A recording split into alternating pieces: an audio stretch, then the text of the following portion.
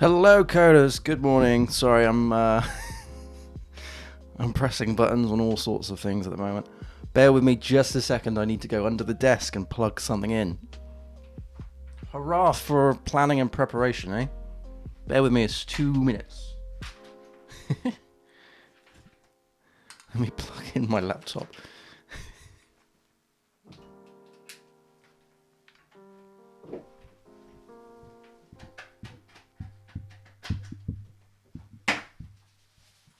Ow. Ugh. Okay.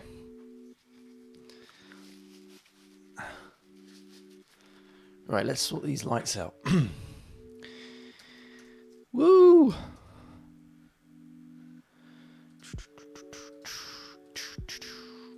Boom. There we go. Okay. Right. Good morning, coders. I hope everybody's well. Oh, dear. Big rush this morning. Only literally woken up. I haven't had a tea yet. So, let me clear that screen. What are we doing today? Well, today I want to progress the login section that we were playing with in the last stream for the How to Code Well website. The new one, which is built in Gatsby, and the APIs that we're going to call upon, they're all Symfony, it's all microservices. We've been doing this for weeks, months even. So what I'm doing in this tab here is I've just built the AWS infrastructure. So now I need to do, because I tore it down after the stream last time. So now what I need to do is do Ansible playbook, and we want startup, portal, gateway, and auth service. Thank you very much. So this will build all of those services, hopefully. And then what I'm going to do is load up the code for the portal. Here we go. If we can find it, is it going to... Here we go. New window, please.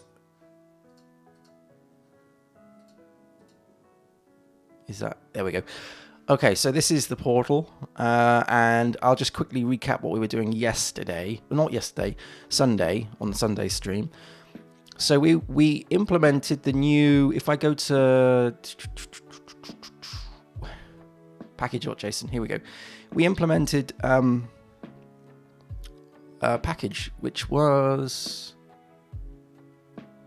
dev dependencies. Wasn't any of this. Wasn't form it tick React helmet, no. Lodash, no. It was the oh, I can't see it there. I did save it, right? I did do npm save. I'm sure I did. I'm running in the right branch. Let me do a git pull. It was the npm package for the OAuth 2 client. Here we go. Client OAuth 2 staring me in the face. Line 60. Line 60. For those wondering what on earth is going on with me today, this is what happens when you drink too much gin. So last night we had a family Zoom call, which was really, really fun. Had a bit of gin. So I'm a little bit fuzzy. So that's what we implemented today. And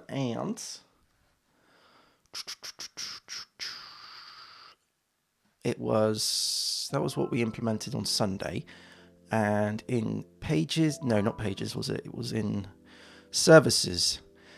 It was in auth JS. We were playing around with the login section. So handle login goes to, so you pass in the username and password. This comes from the form, right? So if I find the form, it's been a while since I've been snooping around in this code base. components form, login form, and then here we go, handle login. We pass in the username and password once we've hit submit. We were working down this things to do list, and these sections were done. So we did the handle login, passing in the username, passing in the password. If I click into that, login, username and password, we provided a callback which was set user. Set user puts the response into the local storage. So with this, if we went to login, we did the OAuth setup, OAuth 2, and then we did OAuth.owner.getToken, passing in the username and password. Then we got the token back. That was the response. We did a console log just for output, and then we did the callback, which was the setting of the user, passing in response.data. Gotcha. Okay, and then we've got the old bits and pieces here. So there's a bit of tidy up that I need to do. So where's that to-do list? Where did I put that? I think that was in auth. Get rid of all of these things. There we go. Or was it in... Is logged in... handle login. Was it in login? No, somewhere. Oh, it was in here, wasn't it? Here we go. So, there we go. We've put the client ID and secret in. So I'm going to have to set this up again because I've rebuilt my infrastructure, which is working through right now. So this is spinning up EC2 resources and installing all those things. Then we're creating the service for OAuth. We've done that. We've replacing the handle login with a new service. Done that. Store the access token into local storage. That's done. However, that needs to be altered and then redirect to account page. So I'm going to just put in some more to-dos. So 4, 5, and we're going to have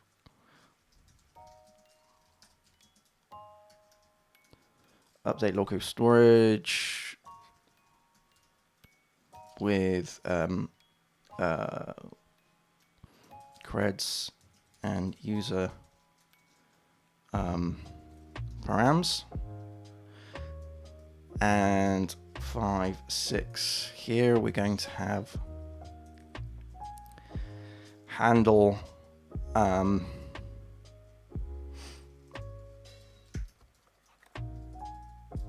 incorrect login 7. Yeah, okay, that should be good, and then that will be 7 here. Redirect to the account page on success. So yeah, if we and then the last one, number 8, remove dead code. Number 9, we'll probably need to do some level of refresh. No, we'll leave that if we need to. There we go. All right, so we're here now. So 5, update local storage with creds, because what I need to do is in hello coders in the set user. What's happening here is we're just literally bunging that into here. We're stringifying that. That's not what I would need to do, because there is a function that I need to use, which is logged in, and this is getting the user and it's checking the various bits and pieces. So the credentials needs to be part of the user object. So we have the expiry, we have the token, and we have the credentials. That will be the access token. That will be the expiry. And then we have this method here, which I've commented out, which is has expired, which is checking that the current timestamp is still greater than the timestamp within the expiry. Hello, say my name, Rail. Woohoo! Thank you very much for following. I do appreciate it. Thank you very much. We're on like 340 followers now. That's really cool. I'm digging that.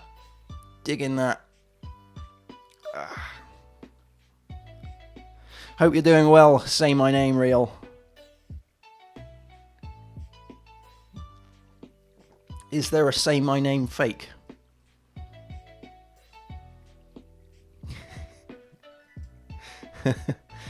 uh,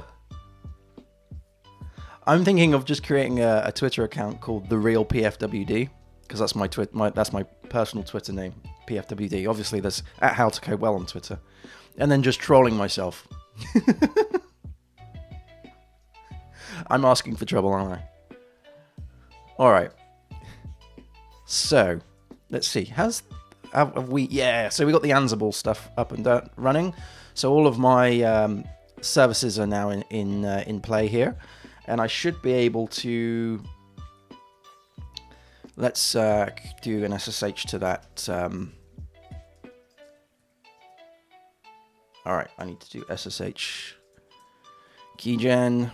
Bye, and then do that. Right, so we're in the box. Yes. So if we did an ls, we got apps. So cd into apps, ls. So what I need to do, of course, is as I've done before, I need to update the client ID and secret, which is in gosh, where did I put it?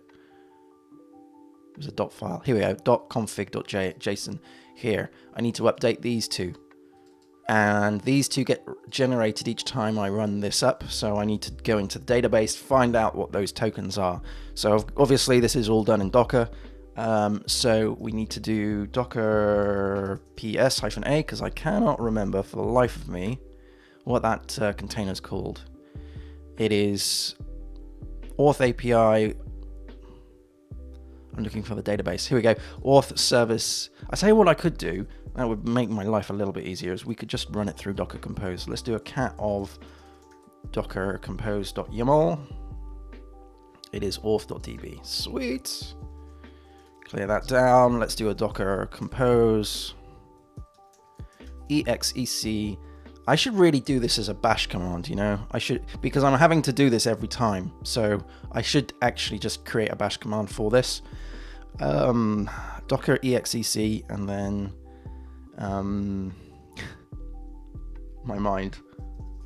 my gin frazzled mind, auth db, and then it is docker compose exe, yeah, mysql -u root -p, and our password, yeah, here we go, and it's select all from, no, I need to use the database, use auth db, I'm sure that's the database name, yep, select all from client, there we go, client. So there we go, we got these two. So that would be the client ID, that would be the client secret. So we'll save that, and we'll copy that, sorry, and we'll go over to here. Now I need to have obviously the _1, because that represents the actual ID in the database. And then this here is the secret that goes into like so, and then this is the address. Now I will be putting this up to HTTP at some point. So hopefully now we should be up and running. So what I do need to do is we're going to create another tab. Yeah, we'll do it there. And this is going to be code, how to code well. We're going into the portal. And we're going to run the Gatsby. So system.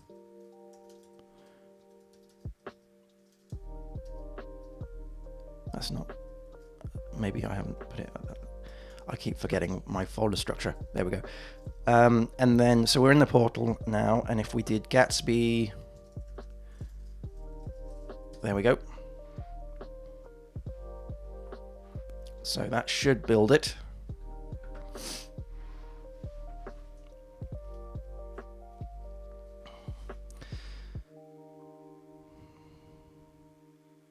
Good morning, Tyrannid.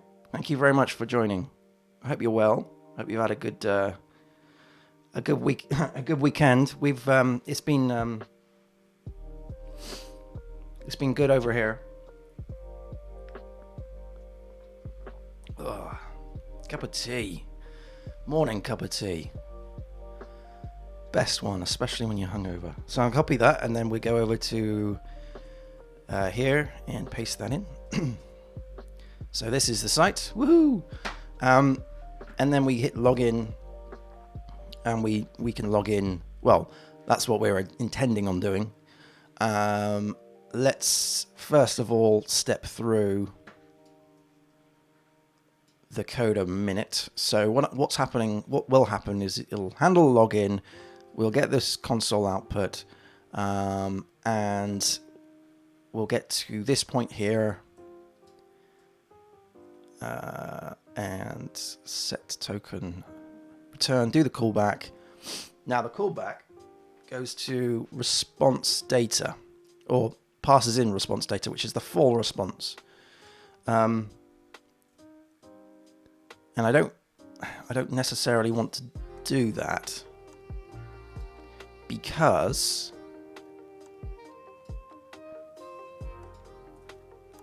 it's just going to bung that in. So I think what I need to do here is I need to have, so this is going to add the user. What's the best way of doing this? I suppose this is the initial way of setting up the user, right? So I would start with, essentially what I want to do is I want to palm this off. So the user object has both the credentials plus the actual bits and pieces for the user. So I want to keep adding to it. So this isn't really. I'm thinking maybe I should do const. Instead of set user, it's set credentials.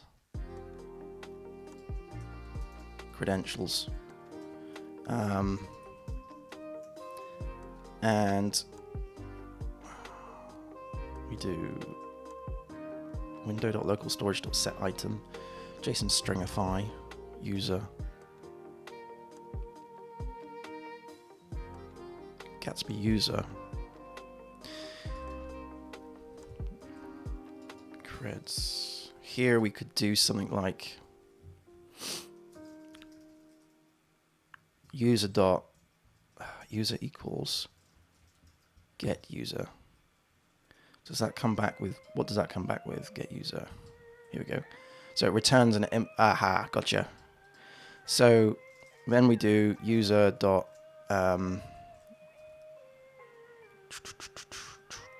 credentials. Where are you, creds? Is equal to creds.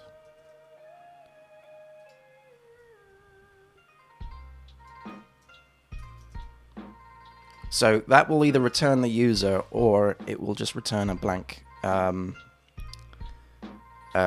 object, which is fine. So then we do user.credentials equals creds, and then we set that in there.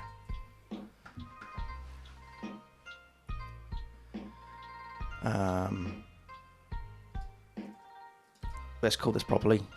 So set credentials. And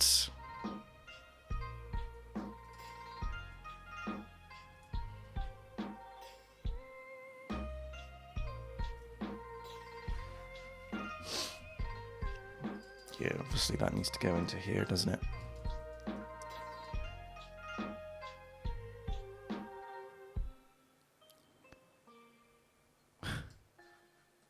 Hitting on your willpower.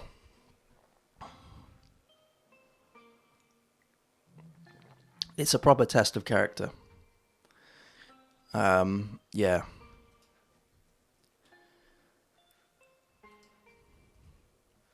I know what you mean.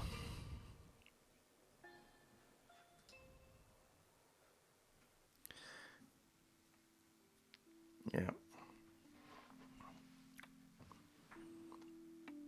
We saw some people the other day from afar, and it was both really awesome, but really sad as well, because it was like, you know, it was great to see them, and you know, we were able to visually see that they were well and everything, but it was like, oh, good. We can't properly see you, if that makes sense. Yeah, sucks.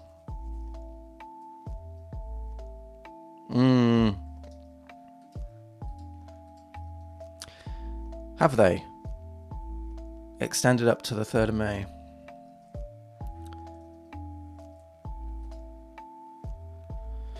Gatsby user, string file user, set the credentials here. So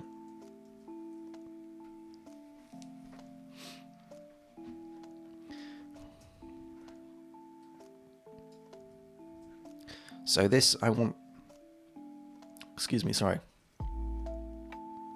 So I essentially want to have two portions of this. So one is the credentials and one is the user data.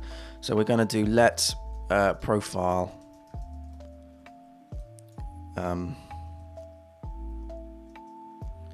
so this is going to be set profile.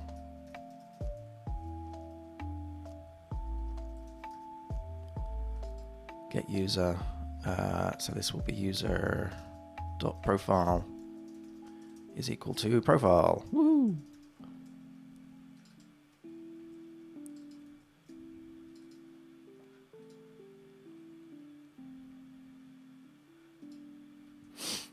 Oops. No, that doesn't make any sense. Okay, so we've got the setting of the credentials and setting of the profile. And the get user should have that. It means that I can create a profile outside of the need of the credentials. Okay, don't worry about this decode thing. That's going to go. Don't worry about the handling of the errors. That will change. So this is now set credentials.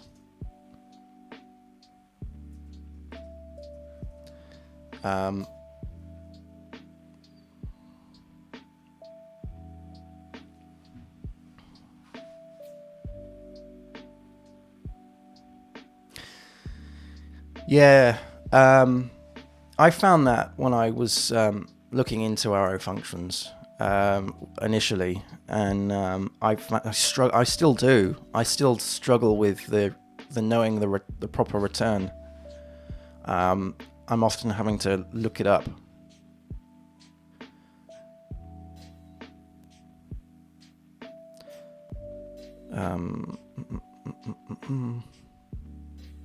So we're going to have another one as well.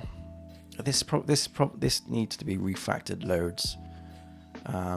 We'll call this reset user. And reset user will just have user get. It will be set user. Yeah, user is equal to.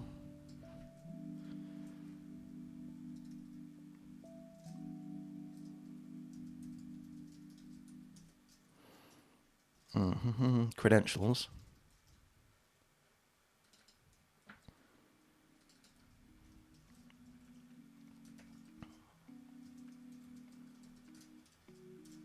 And profile.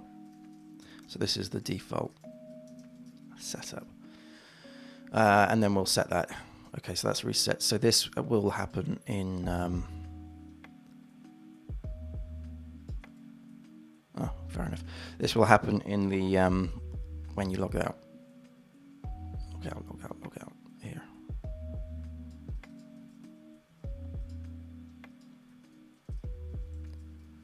Okay, cool. All right, so we've got the set profile, the set credentials, the get user, and the reset user. Okay, cool. All right, so what happens then is we handle the login and we set the credentials from that. The credentials come back with, I believe it's, well, we'll find out. We'll find out. So let's see if we can get something running. Let's do view developer DevTools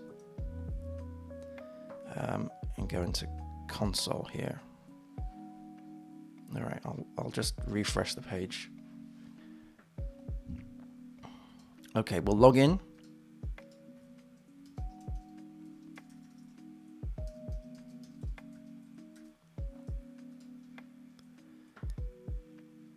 Here we go.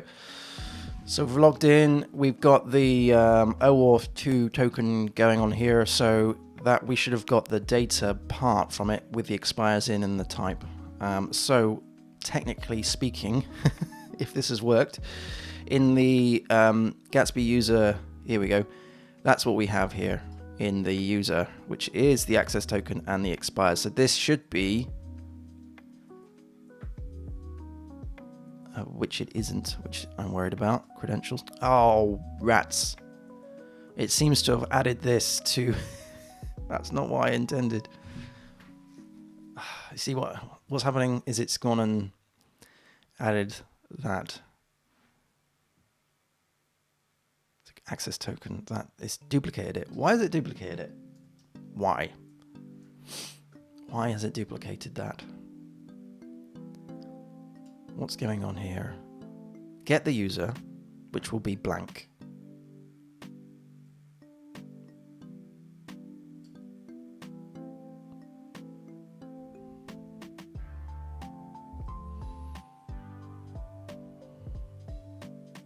Is it though?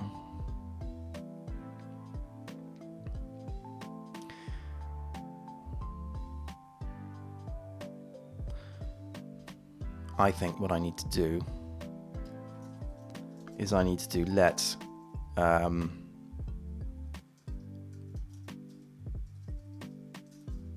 user is equal to reset user first up, and then user.credentials, because I think that was an overhang from last time. So reset user is going to put in all of this stuff, then save it. And then we're going to apply the credentials to it, and then we're going to save it, and then we're going to return the user. All right, let's give that a blast, shall we? So technically speaking, I should just be able to hit log in again.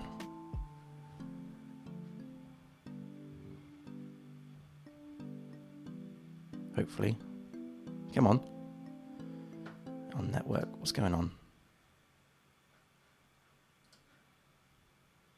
Did that go through? Let me refresh. Right, let's try again.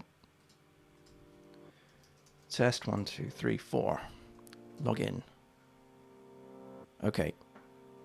Go to the net, go to application, and here, yes, see, we've got credentials and we've got the profile. There we go. So that's what I wanted, the access token and the expires in. And then the refresh token there too. That's cool. I like that.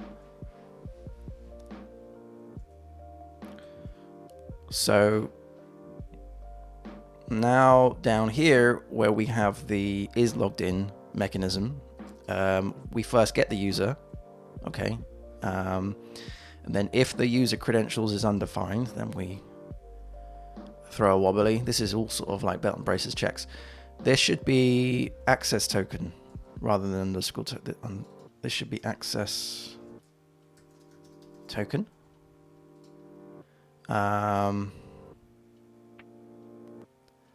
And then this should be expires in. Okay, and then what we should do is do a check for expires in here. And if it expires, then what we do is we reset the user, like so, and we return false. Okay, now this thing here is the username. That's not really what I need to do. I think the username needs to go into the profile. The username being what you've just logged in as, so we can capture that. So we can capture that on login. After setting of the credentials, that returns this set item. Okay, so let's step through this a minute. I might have to add something to that. Login. We return the response. We then do the callback. So we want to do the callback where we've got that plus the username. So it's first of all it's the username and then it's a response. I think that's okay. So then we hit the callback, which is the setting of the creds. So if we go to too many step throughs here.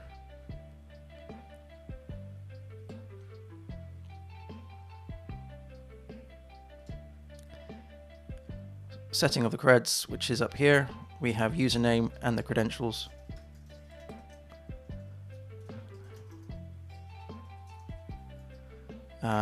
So we can do user.profile is equal to dot username is equal to username.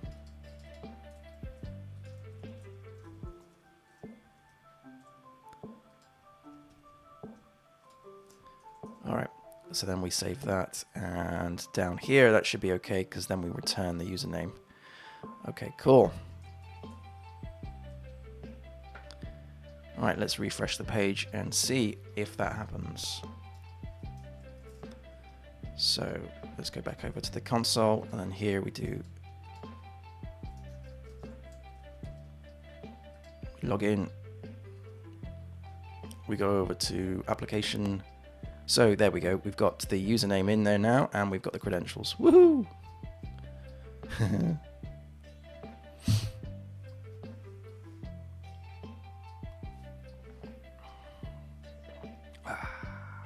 Good stuff.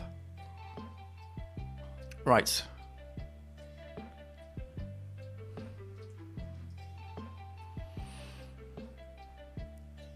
So, and then, yeah, okay. It then checks if you are logged in. If is logged in, then redirect to /account. So something isn't working, because I would have thought that would have happened. So let's just check if that is the case. This is this big function here. So what is not working here? If we go to console,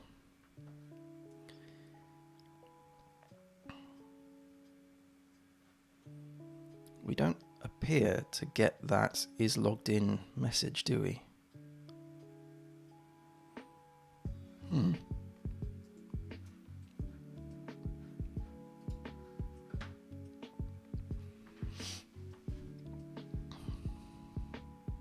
Is it because...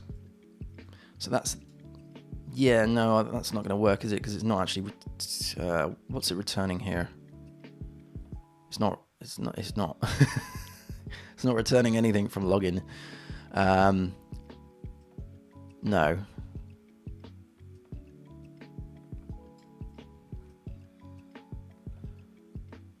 Then call back. All right. So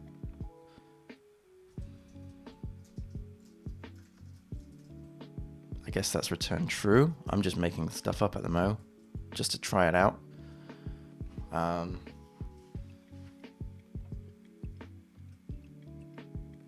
Probably not the best way of doing this, but let's just see if I can get this to actually come back with something.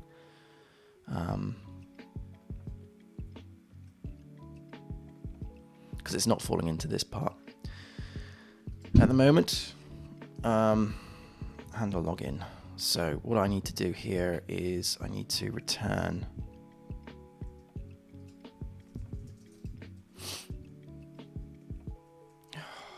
God damn you, arrow functions, and your craziness.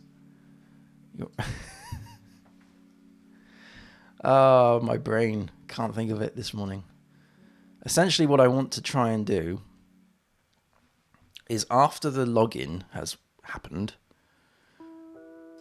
I want to fall into this block.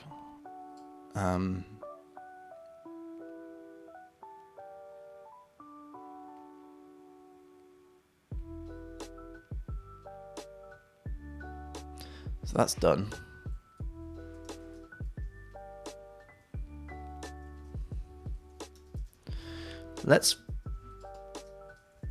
Let's work on incorrect login first, and then we'll do the valid login, because that's probably the easiest one to play with. Yes, let's not bother with that. So we want to do then... no, we don't. We want to do catch.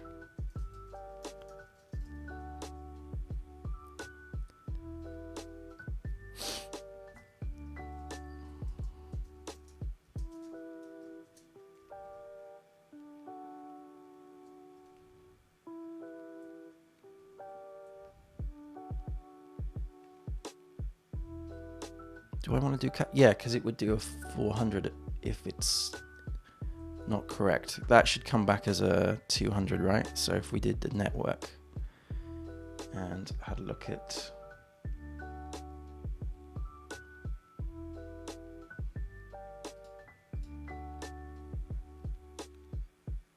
headers, that's coming back as a 200. Okay, so if I was to just refresh here and then put in anything and then hit login, that would come back as a 400 bad request. Right. Should actually be a 401, shouldn't it? To be honest. Huh.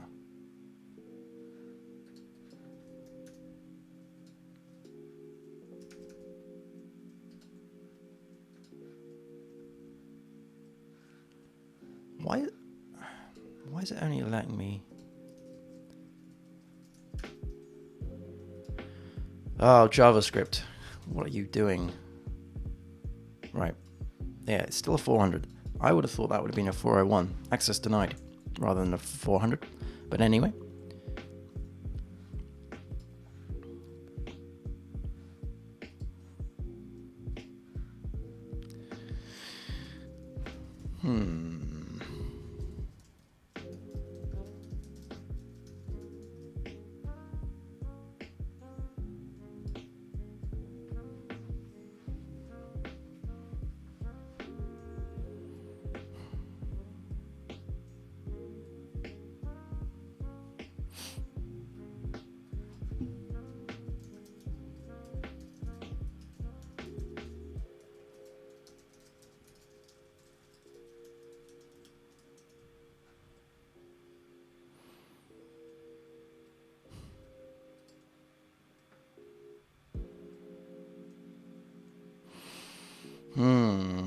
Okay.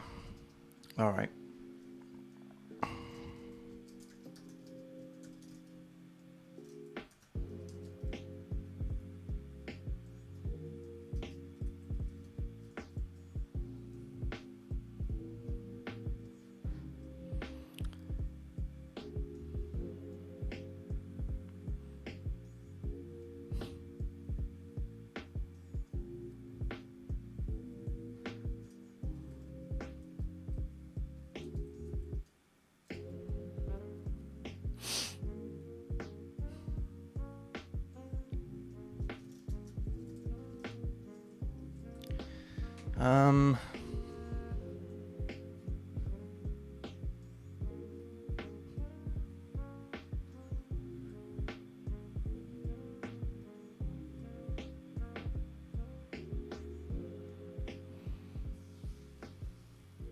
Just trying to think what I need to do with this. I guess I need to report that there is an error. And I guess I need to...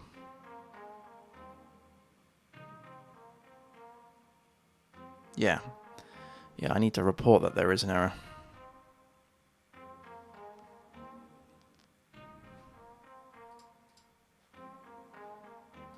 Sorry, I'm thinking. Hello, coders. Hey, Lunabar. Lunabra. Thank you for following. Hello. I appreciate it.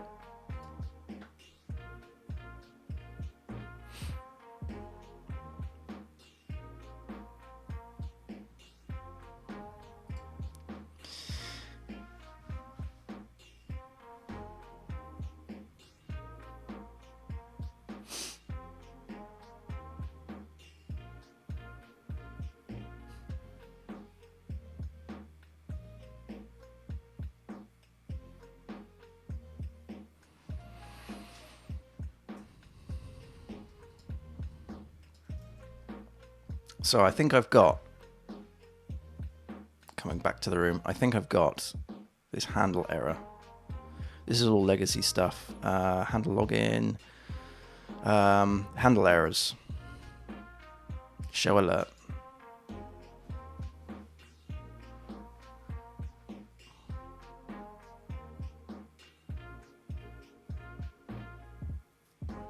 So I'm wondering if I need to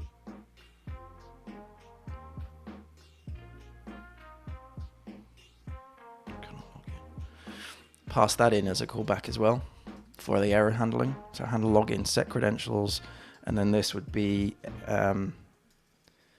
handle errors.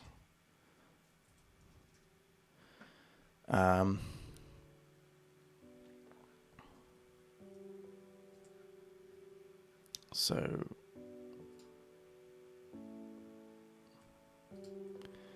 that would be success callback, and that would be error callback.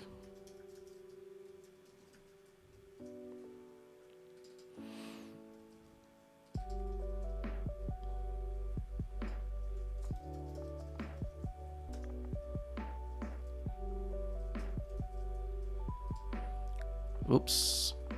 No, that's not right, is it?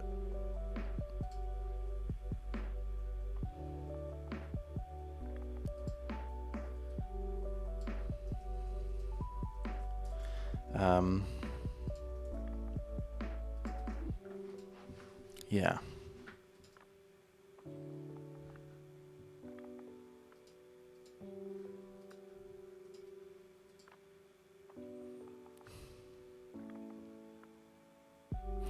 I would like to get that logged out. So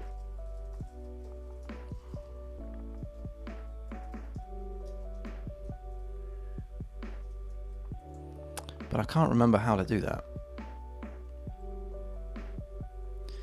I mean,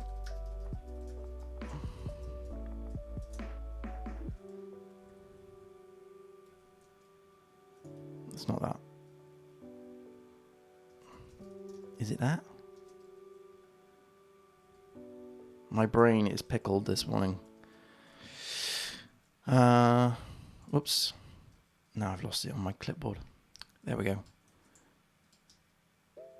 There we go. And then here, yeah.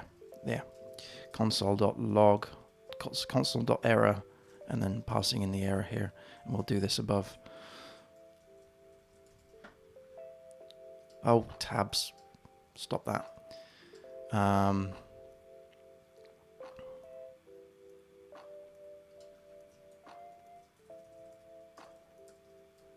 There we go. All right, so hopefully we should have a method now which handles the errors. There we go, invalid login details. Woo! That's my little message. How cute is that? All right, so for some reason it's not allowing me to re-log in. So there's I've got a feeling it's because with the form TK stuff that I'm playing with here, it's preventing the login set submitting.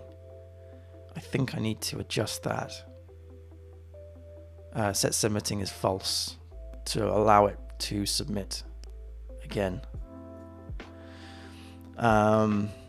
Okay, so that's done. Now I'm going to obviously adjust the look and feel of all of these things. Eventually, I just want to get the functionality working. And we should also have a console output as well. So down here, the error provided authorization grant, authorization code, resource owner credentials, or refresh token is invalid. Expiry revoked, does not match the redirection URI used in the authorization request, or was issued to another client.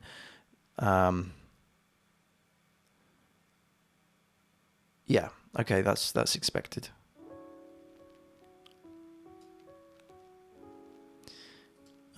What's that undefined bit though? That's a bit worrying. Did it not get that error? Did it not pass that through?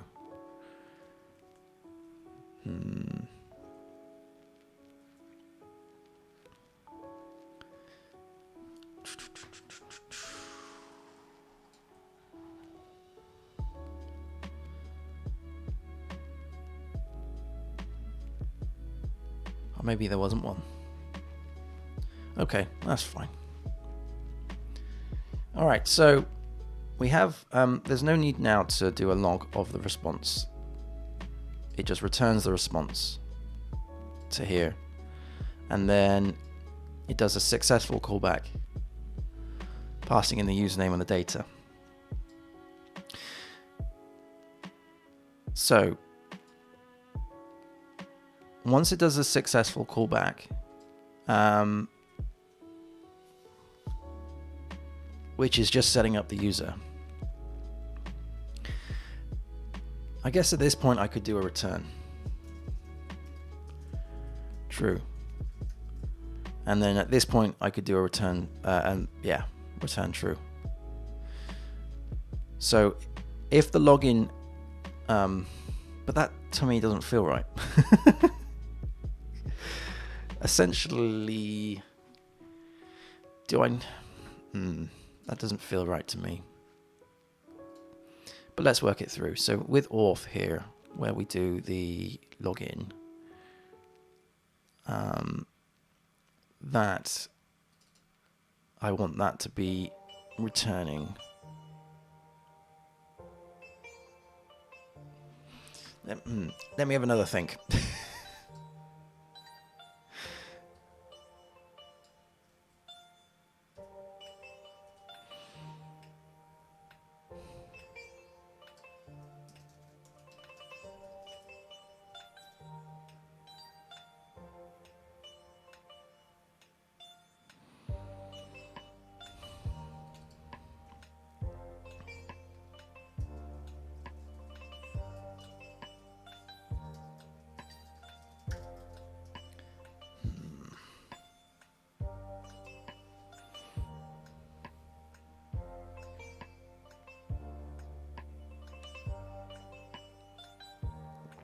I'm refreshing my memory, by the way, going through arrow functions.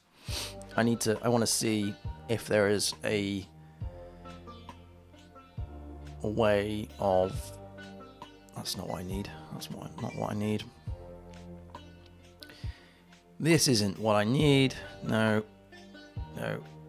Arrow functions used as methods. No.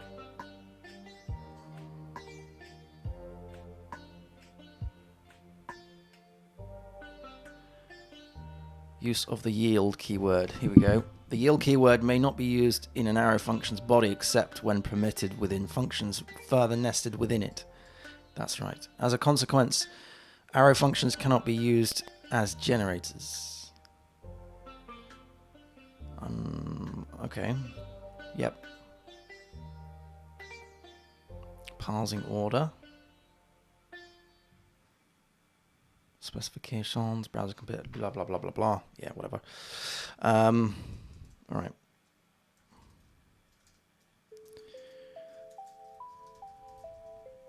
Function body.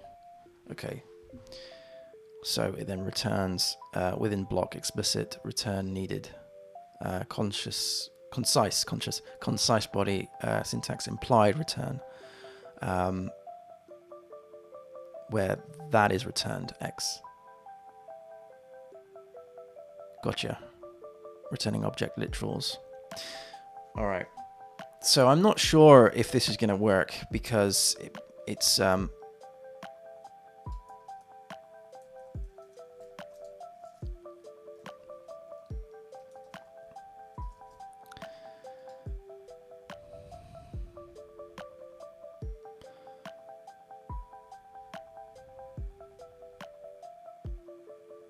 yeah, no, I'm not sure if this is going to work at all. Let's just return something here, which is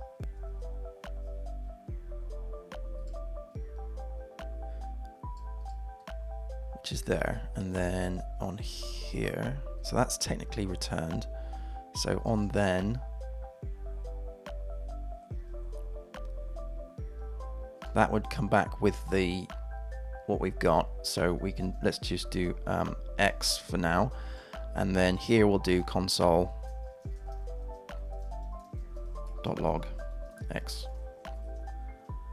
All right, and we'll push this underneath. I don't think this is going to work. Whoa, sorry about that. It's mentally small. Woo, that's too big. Okay.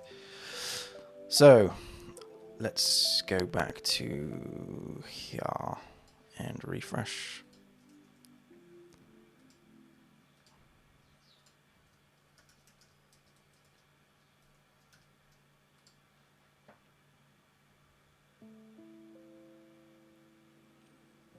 Come on.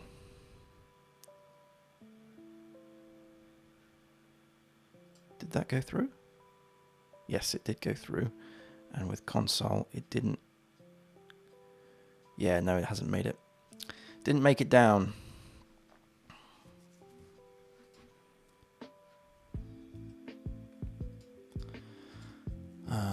Okay, so no, that's not what is going on here.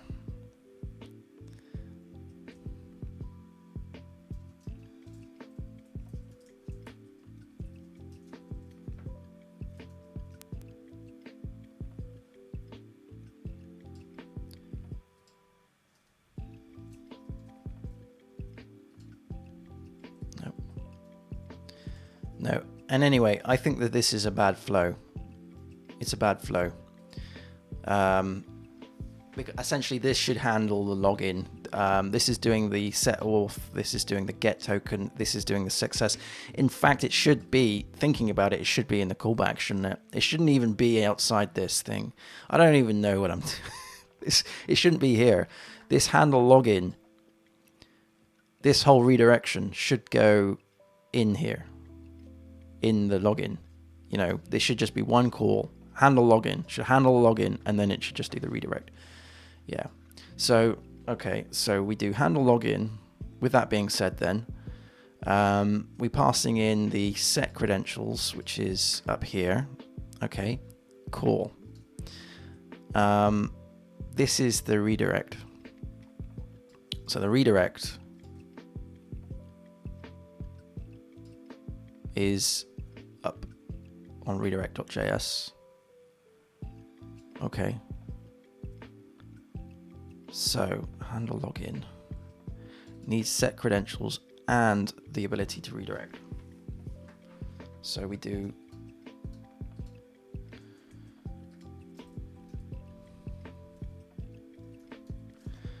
export const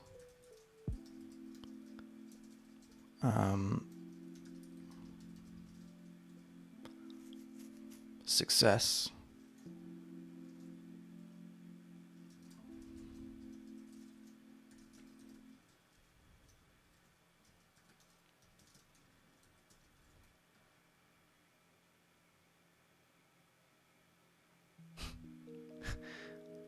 just had a message, how to zone your home for a more peaceful lockdown.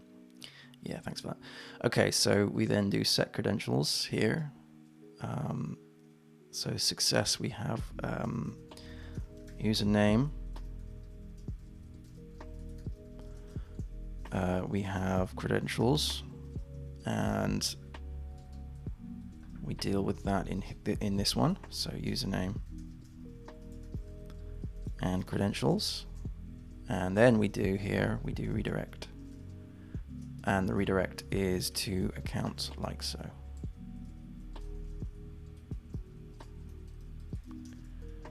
Okay, this in my head is feeling much better.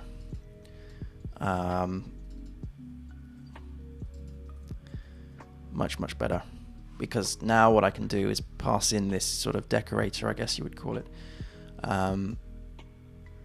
to that. In fact, I'm just going to call this handle success.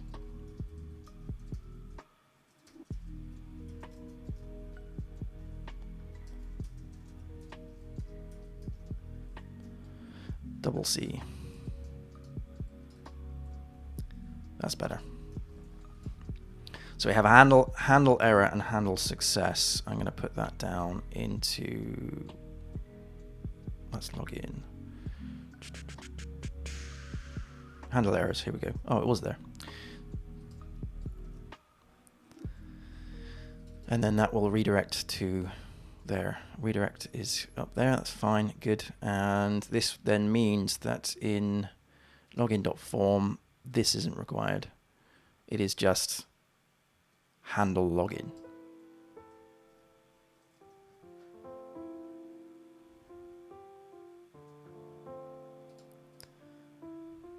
What's up with that? Return promise from handle is ignored. Is it though? You know? On login.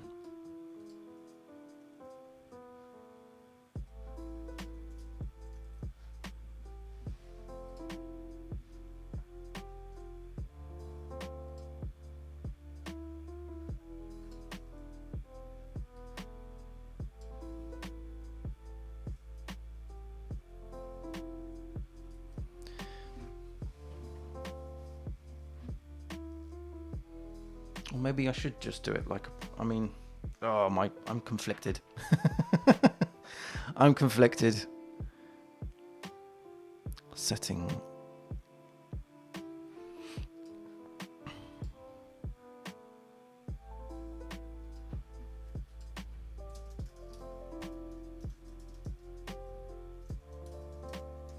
See, if it was a promise, if I did do it like the promise, it would make it probably a bit more readable. However, if I did it like this as just a function, then it would be more...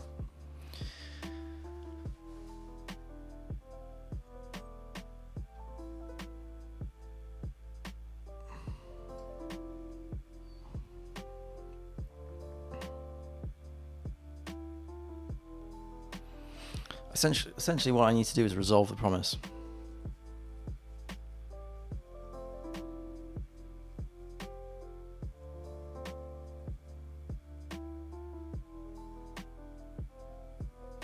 Yeah. So you would do a resolve of the data.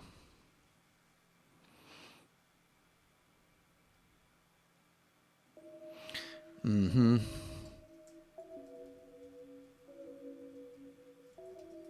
So at this point here,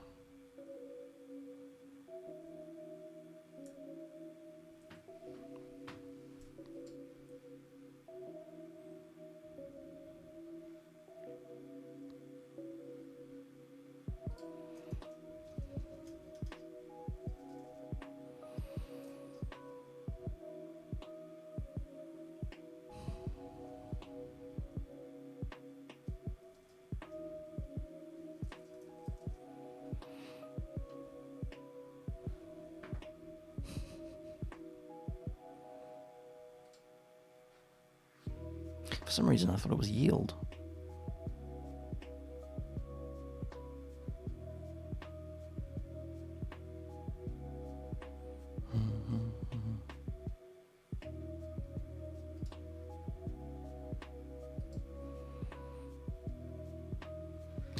This code is a little bit messy, isn't it?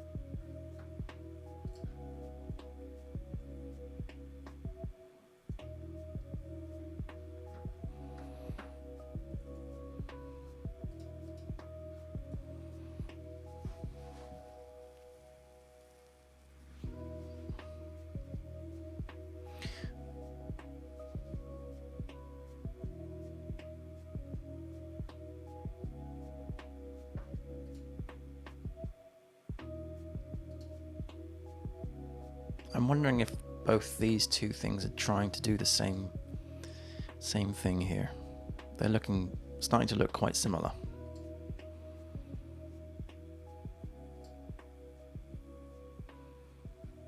You know?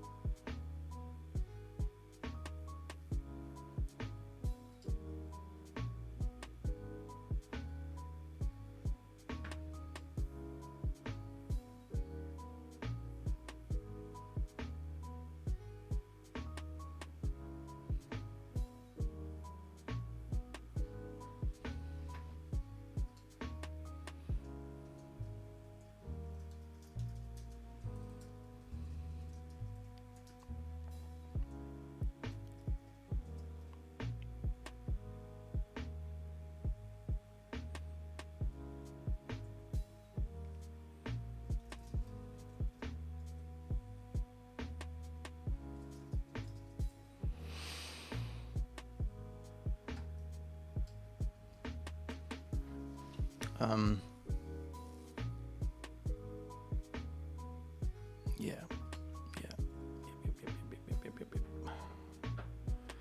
Yep, it's that I need. So this is then, so it's then going to do the redirect at this point, I think.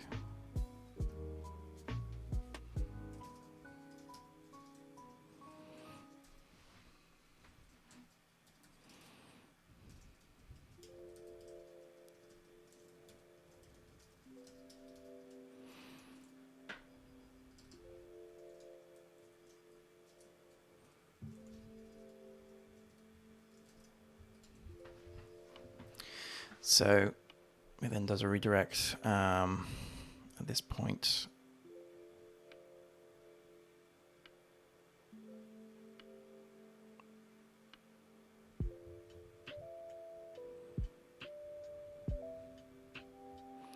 We have the catch below.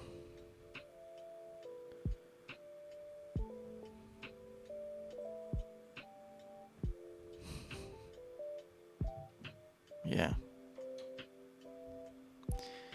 Okay. So that still doesn't solve this problem.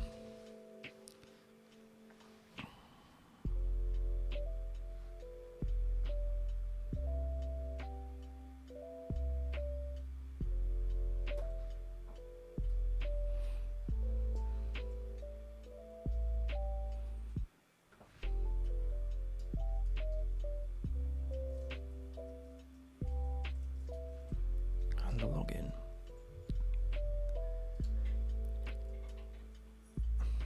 Still, yeah, it just doesn't feel right to me, does it? It doesn't feel right. Unless at this point, oops, here we do the redirect.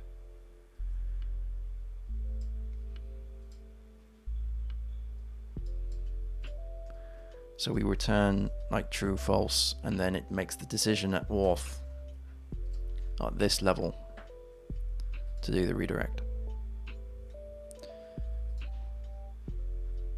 I'm not sure.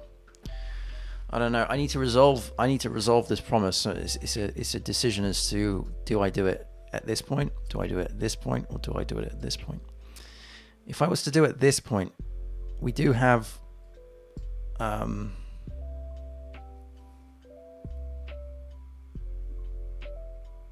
mean, we could do it all in handle success and just have that, but it just looks dirty. That's not the best way of doing it. It is obviously a design issue. That makes more sense to me because I can read it. So you would return the response, you would then put in the callbacks, and then you would do a redirect. Or just not that and just do the callback, which is the redirect and setting up the user. But that would mean that, so that solves that problem. But here, there's no need for this. But because it returns a promise, I would need to do a then. But that doesn't make any sense because that's all it needs to do.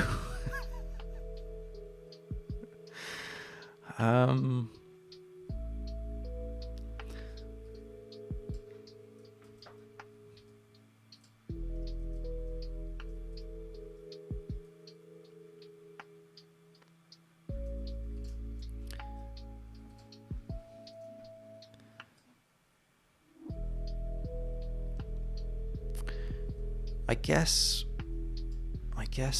from this perspective, I need to change whether or not it's submitting, right? So I would have the knowledge of that here.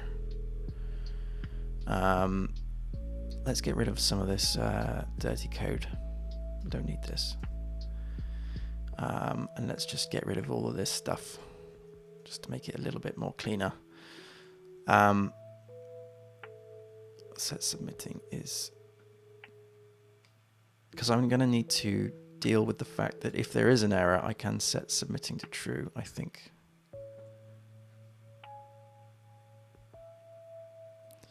So on redirect, no, I don't need that.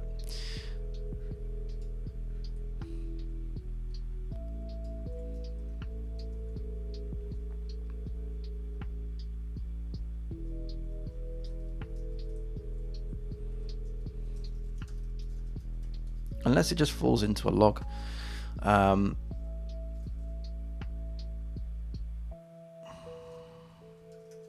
Let's just try it. Let's just try that out. All right, so we're logging in. We're passing in the success callback into here, which does the redirection. But I'm unsure about putting that in to this point. Let's give it a while.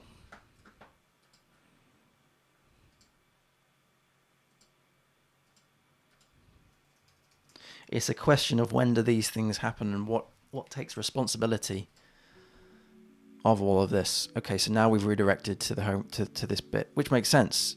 There is a quirk, shall we say, that brings it back, but just have a look through the log file, the logs in application. So we do have, so yeah, that's reset the user because it's I need to sort that out. So in May, in SRC, in pages, in account, in index, there is a check for this. I need to remove, and it's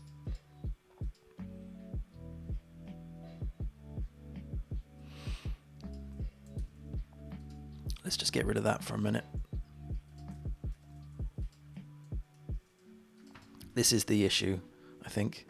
I think that should be okay, but this is the issue here, redirect check, because it's still thinking that it's JWT and it's not.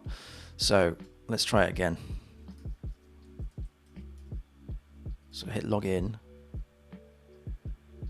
So now we're at the dashboard. Okay. We're at the dashboard and we still have, here we go, there it has been an error. Okay, so I'll have to use as user API. Okay, so that's gone up to the API. So let's scroll up a bit. So we've got the credentials, we've got the profile, and we've got the creds, that's fine.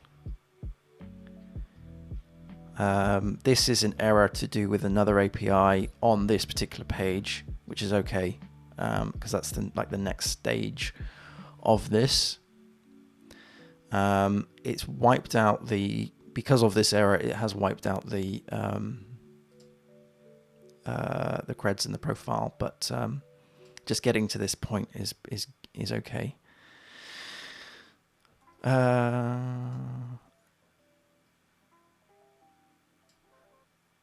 Yeah.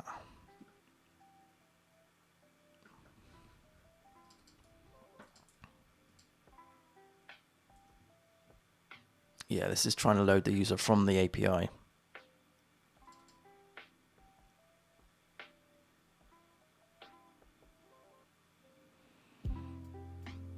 And we don't want that. We want this to come back from the no, we don't want that. We want that coming back from the local storage.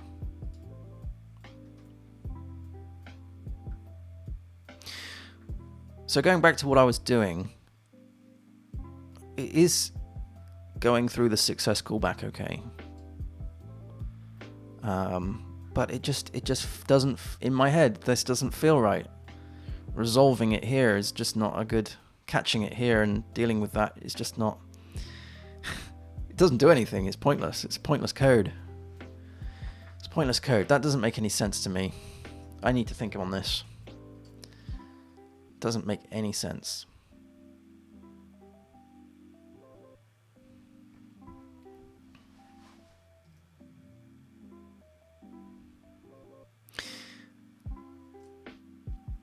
From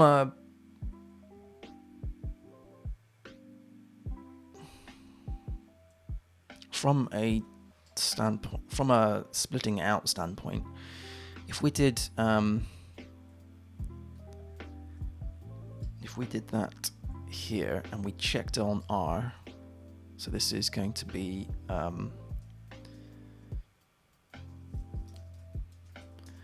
is valid, right? So that's going to be true or false.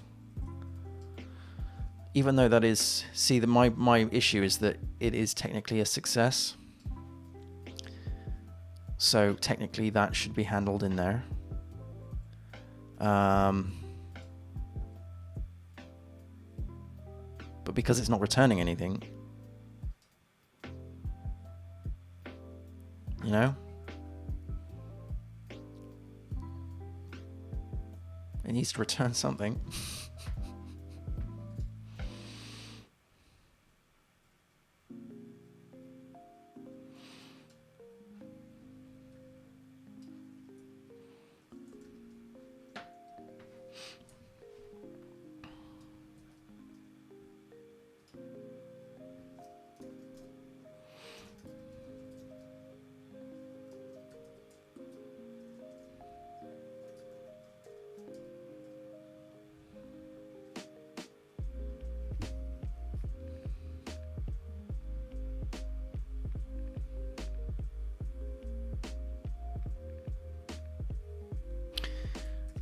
Let's split it out. Let's split it out.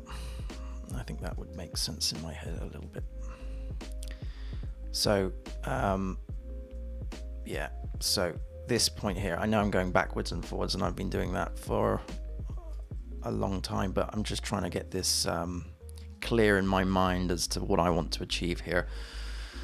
So we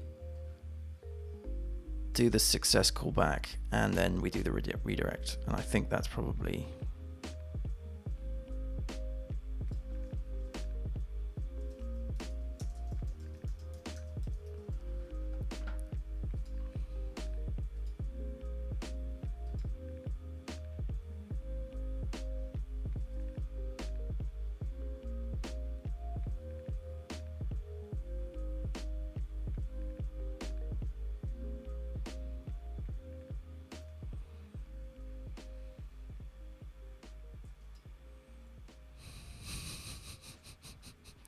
See, now I'm changing my mind again. This isn't... Yeah. Now I'm changing my mind.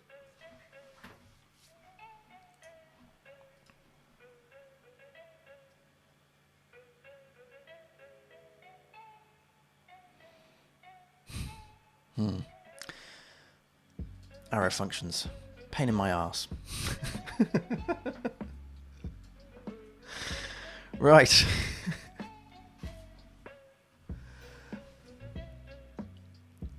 I think what I'm going to do is I'm going to put a pin in that, because I'm going to go round and round and round, and it's not going to be healthy for my brain this morning.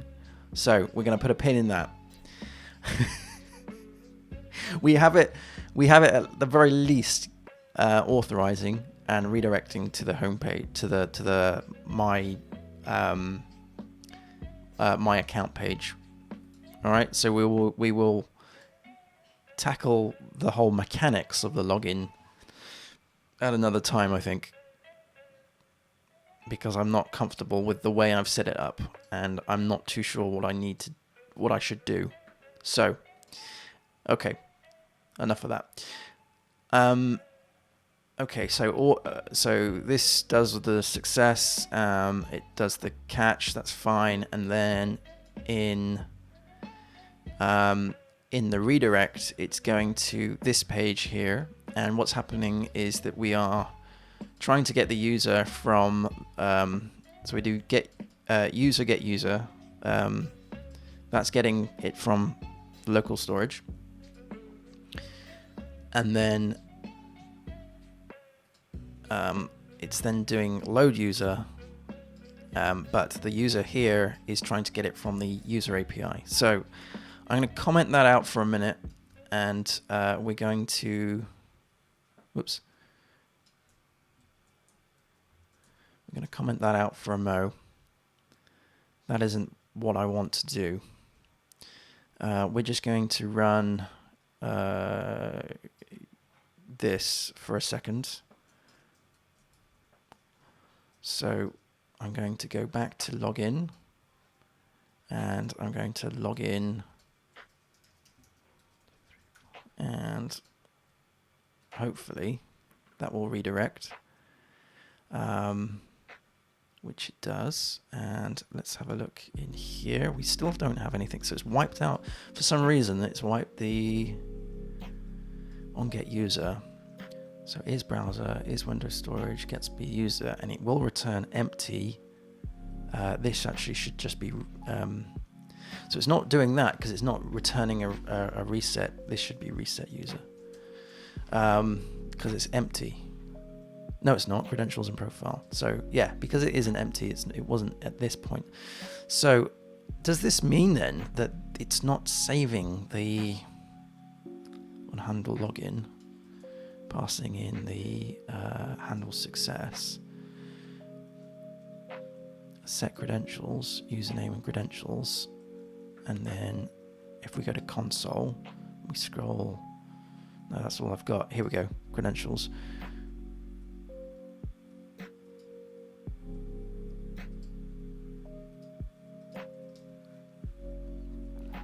So in, why is it wiped out?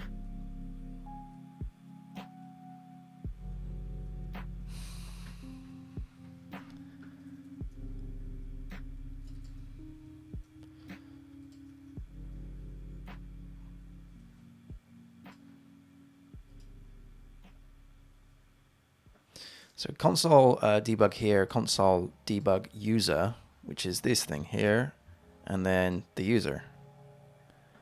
But, and the user is coming back from get user. Get user is coming from local storage. Get user, right? But if I go to here and then pull this out, it's empty.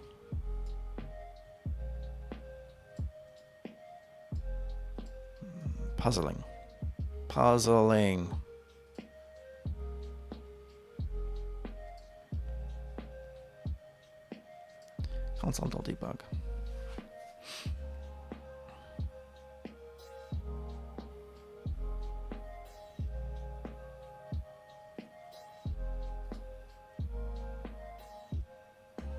So that's not going to work in production. So we'll remove that.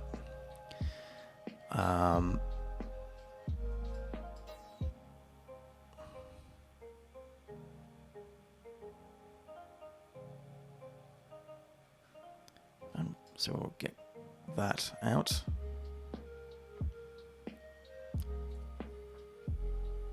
User credentials. Let's put that back in.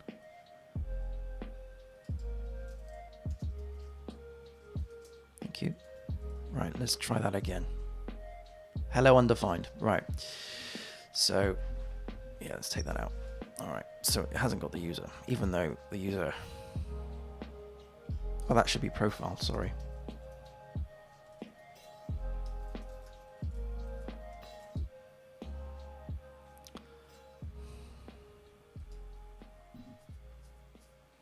How strange. It's almost like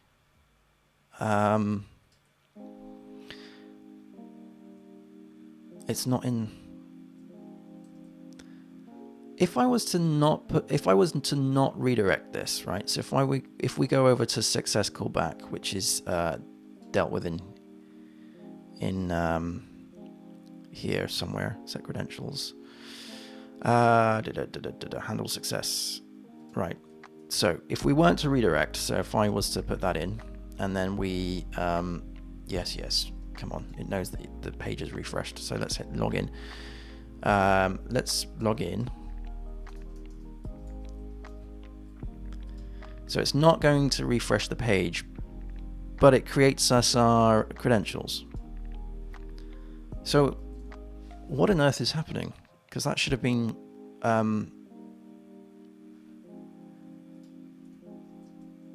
because that on when we redirect to account, we go to here, we should be picking that out, pulling that out from Hello, coders. local storage, and it's not.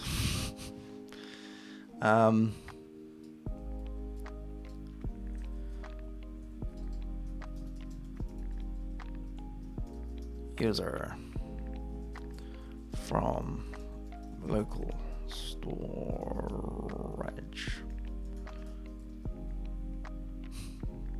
Hello, Professor Drago.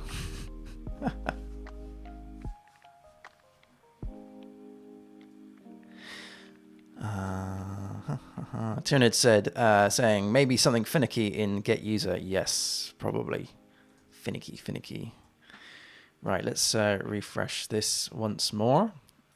So now because we've oh, hang on a minute. Am I going to rubber duck this? Because we've refreshed the login page, we've reset the user. Because I, in my infinite wisdom,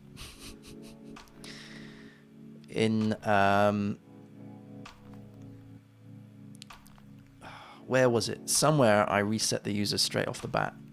Handle login. Somewhere. Where did I do that? I did that somewhere. I'm sure I did this at the start of this stream.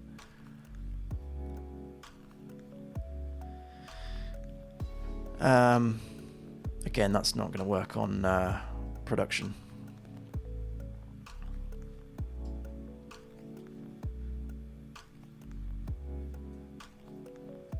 So that can go is logged in. Redirect if you are logged in, then redirect. Okay, that makes sense. But I'm sure I did somewhere. I'm sure I did a. Oh, hold on.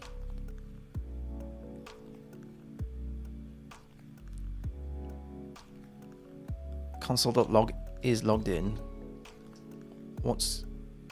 If we were to hang on a minute. This is what the false is about, right? So this is going to go to false, and because that's going to false, that is now going to reset the user.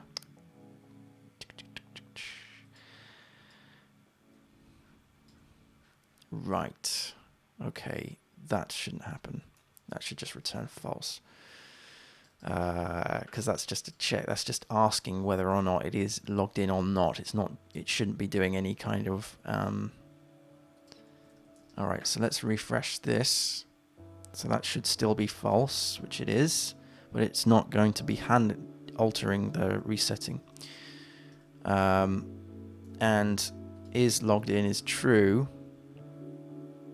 Then redirect to here. Okay. So if we were to put in this, so put in the password and then log in. Right, now we refresh. We've got user from local storage, which is the credentials here and the profile. Excellent stuff.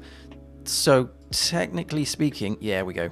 There we go. It's in here. So what was happening was when the page was submitting, it went back to the login page, obviously, because you submitted it to yourself. and it was like, oh, so let's do a check of is logged in. And obviously it's not logged in first of all, because we haven't processed the login form. It then went down to here and then said, well, it has expired, so then we reset the user back. So yeah, that was a big fail. Okay, anyway, so if we were to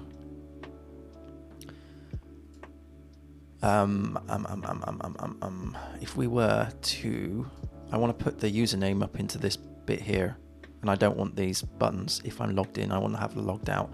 Now we handle that in the components. There's specific components specifically for the user. So let me just refresh my mind, because this was done a long time ago. My courses counts if no, that's fine. My profile. This is coming. Main menu. Where's that being put? Then menu profile, which is here. I can't remember how I did that. Let's step through it. So with index.js, sorry, not that one, this one, index.js, we have the user layout, is home, is false, whatever. And the user layout has the header menu and the menu profile. So the header menu is up here, and we scroll down here. So that's the items. So again, this isn't going to work on production. The reason being is that we can't process the environment variables. So that gets removed. So this is saying that if that feature is enabled, which we'll just not put in. So then we have login menu, null. So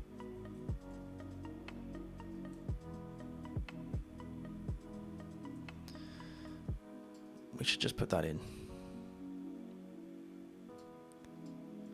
Okay, so login menu is logged in. Gotcha. This is the magic here. So user credentials, username. This should be user profile.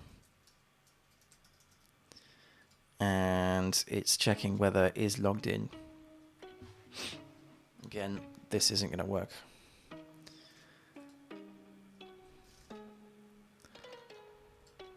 All right. So is logged in from there. Is checking all of this. So why?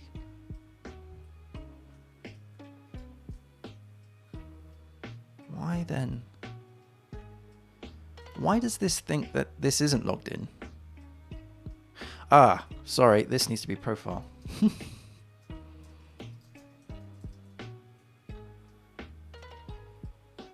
Come on.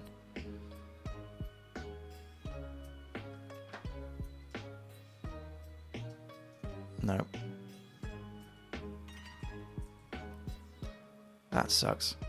Somewhere in here it's returning false. User.credentials is okay.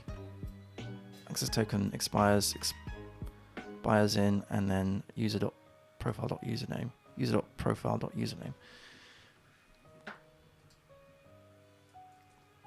In login menu here. If is logged in, then display that. Else, display this. My cat has just entered the room.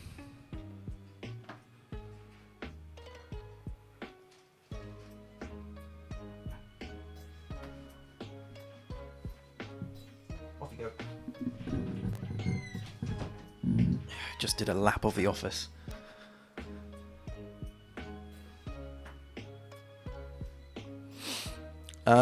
Right. How though? I'm super confused here. That should be true.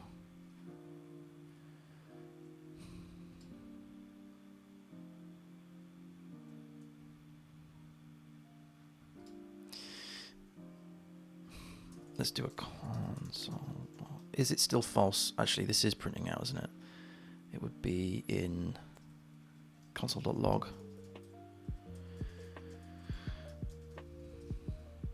Is logged in.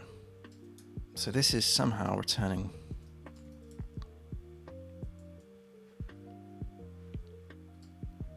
false. All right, let's debug it. So const.user should be, yep, the user. Excellent stuff. Okay, so that's fine. So we have credentials spelt. Okay, we have access token.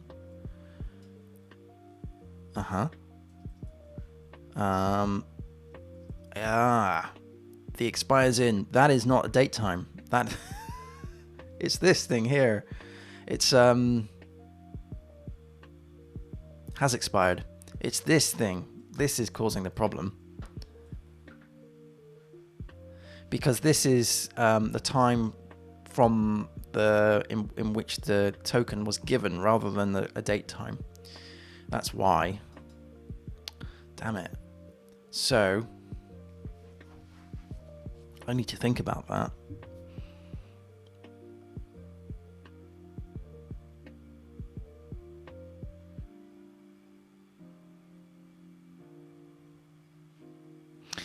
Yeah, I need to think about that, because that's just saying, that's not actually saying when it's expired in. That's saying how long the expiry is. What I would like, ideally, is to have that coming back as a timestamp to say it will be expired at this time. And ideally, that should be given by the back end.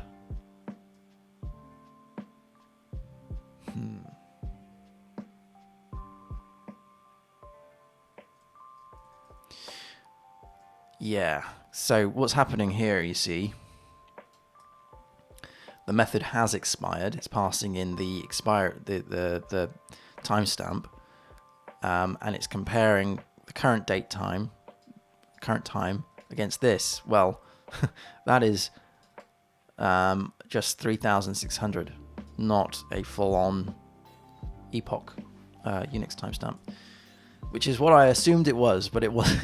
But it's not, so that's why. And this is probably why I was getting all those errors when it was, because this is logged in, has always been returning false.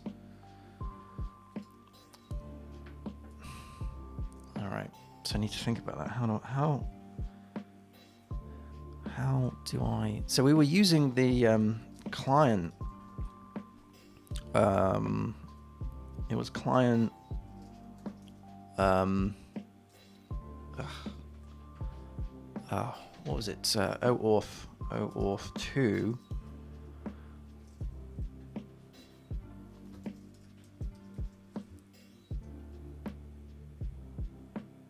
This one. This is what we were using, and it returns. I'm not sure if they show an actual response here.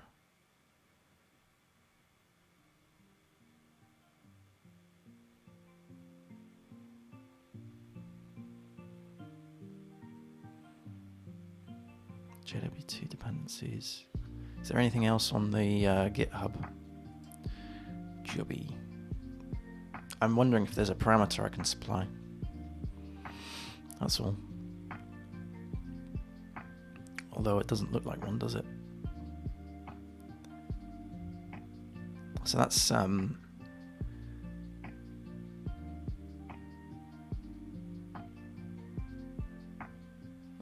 generating an auth code, and it looks like you can put in a date time.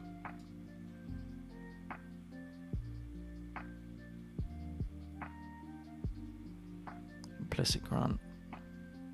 So this is what we're using.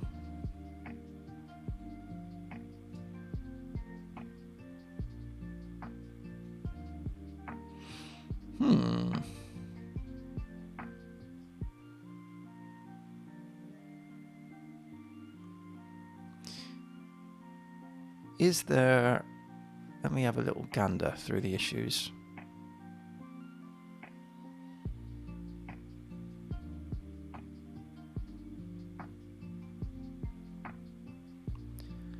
Timeout option, how to get the error code, invalid calling. Let me just have a look at that for a minute.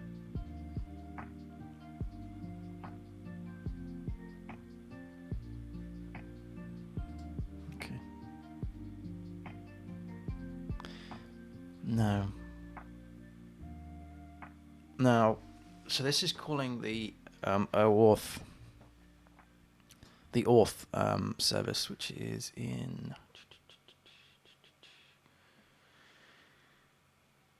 here. So let's load that up. And this auth service is calling the usual get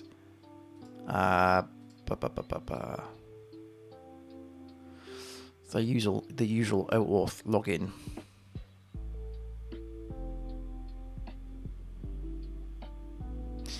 I'm gonna just dive into MySQL a minute, because let me get rid of. Let's bring that over there for a minute, because we should have, if we did select, show tables, we should have a access token table. Select all from access. I just want to see what this looks like. Token. Okay, so we have our tokens that we've been logging in with. We have expires at. So if we did select all from, or select expires at from,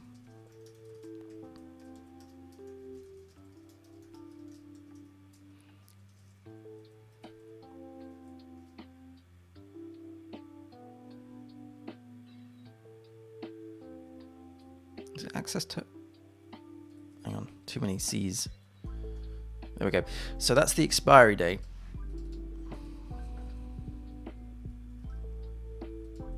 And what's that? Too many C's.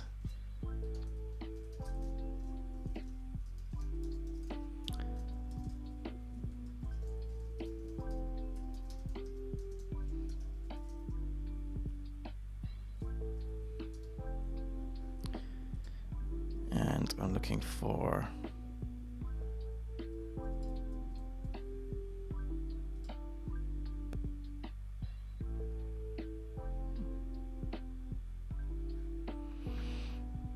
right.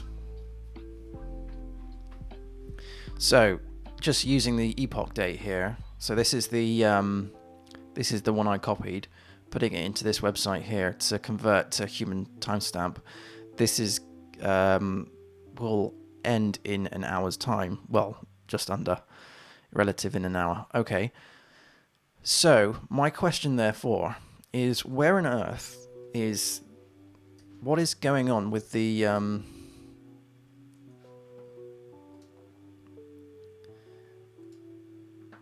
with, if I can get the right tabs, sorry. Here. So we've got expires in here. Why does that not come back with this? Because then what I can do is do that check. So is that being, so my question is that being generated through this client code, the client OAuth 2, or is that coming back from my API, from the actual API itself? What I'm going to do to just verify this is I'm going to go to Postman, because we're using a library that will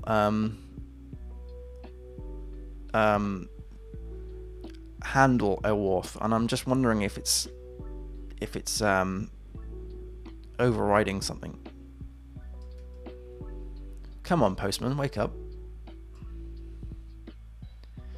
Come on, Postman. I could do a curl request quicker than this. Come on.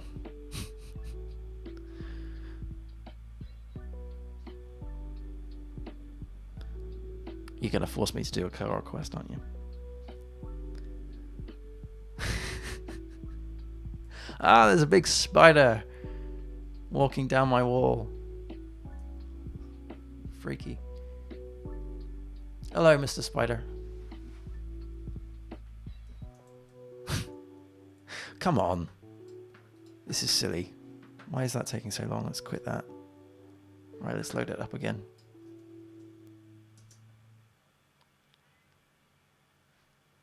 Why is it taking so... There we go.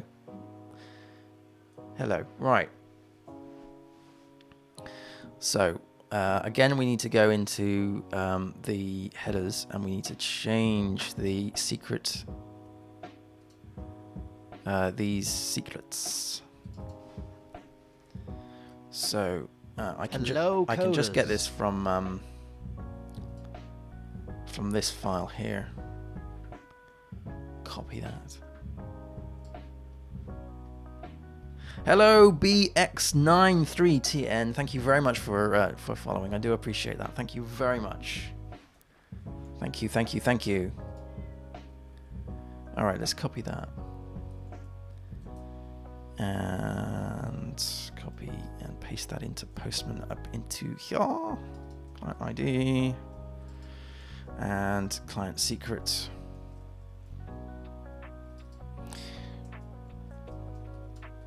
So what I'm going to do is make a raw request to this API endpoint. So we're not going through any clients or anything like that. I'm just making a raw request, putting in the usual test credentials. Now let's hit send. All right, so we have our access token. We do have. So it is the API that's causing this 360. That's peculiar. I would have thought that. So that's really bizarre. Is that a security thing, do you think?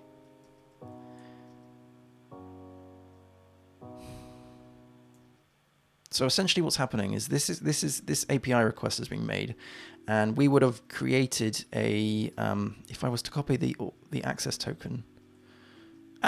Where's my, there we go. If I was to copy that, and in the MySQL, if I was to do select, what was it? Expires at from access underscore token, where, what's the name of that? Token, where token is equal to here.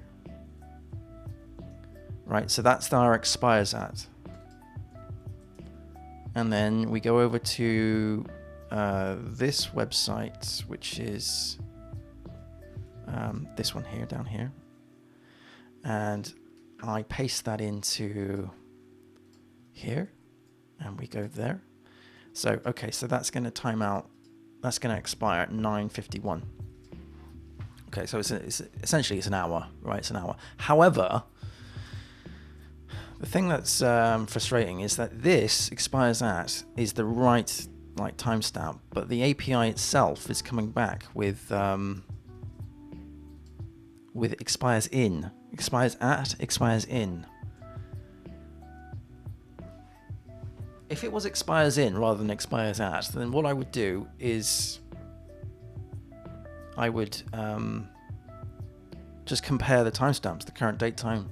What I'm going to have to do here is just keep a track of when I submitted the request. But that's not going to be scientifically accurate. I'm wondering, is this a security thing? Is not giving the actual time in which it will expire a security risk?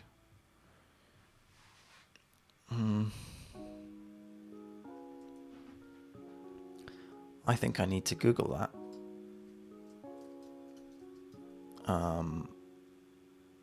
So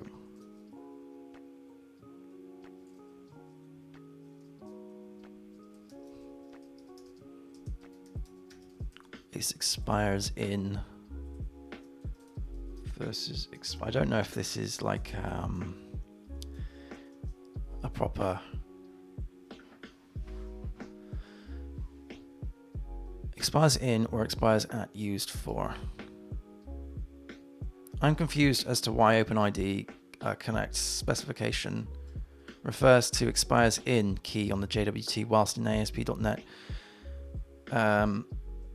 we use the expires at is used. I'm not using ASP, but whatever. Let's continue on. But if you wish to manipulate it, you refer to expires in. Am I missing something? So this is JWT, but whatever. So that's the claim names. I'm not aware of expires at in the spec. Expires in is the value that comes back in the token response and refers to the lifetime of the access token returned. I suspect the thinking behind it was to allow scheduling of a refresh without having to inspect the... Yeah, because essentially that's what I want to do. I want to know that I have a token and it has expired, but I've got the refresh token, which means I can do a refresh check, because essentially that's the next stage. Where are you seeing expires at? Surfaced. I think identifying blah, blah, blah, blah, blah. Before I do any of this, when I do the following...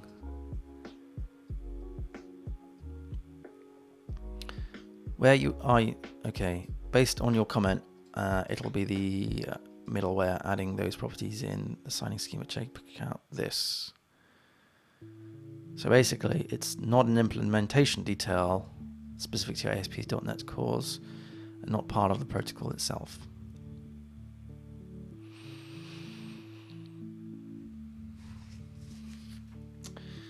Right. So that really didn't answer my question.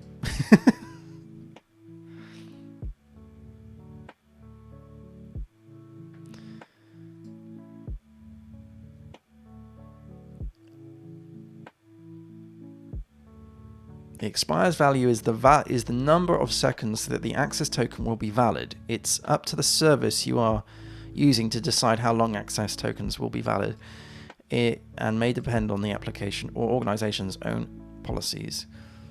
Okay.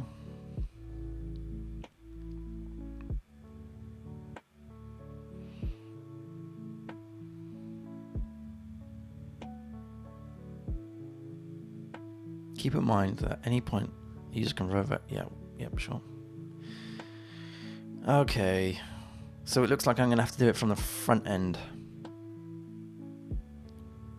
like make the calculation of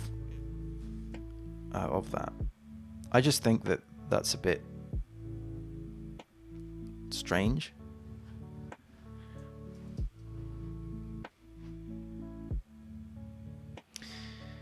As Tiernan has mentioned, quite rightfully so, that you could, from the client side, you could extend the expire time forever. Yeah.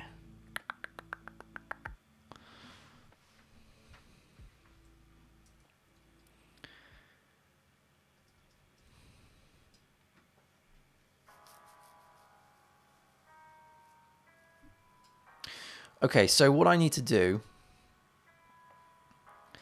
is when we handle the login,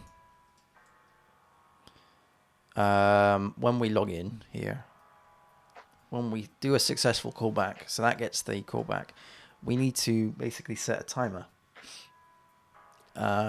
Because I would like this to be, the front end to be doing a little bit of verification.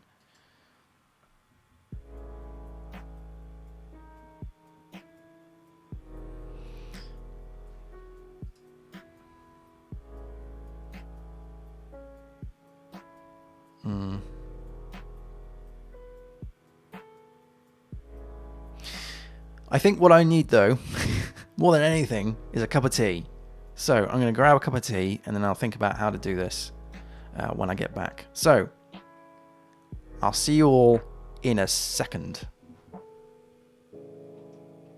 I'll leave them. I'll leave the tunes on.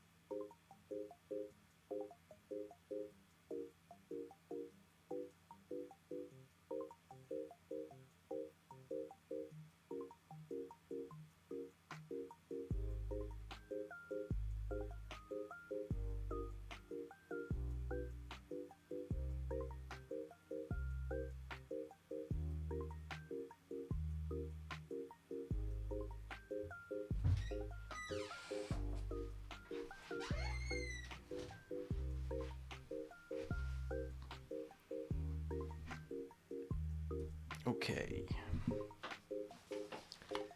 I'm back. So, I guess with this, I guess what I'm going to need to do. So if I want to go down this route of having a check on the front end for the expiry time, I need to record when the login was requested, and then I can do a check. But as Tyranid said, you could circumvent that. So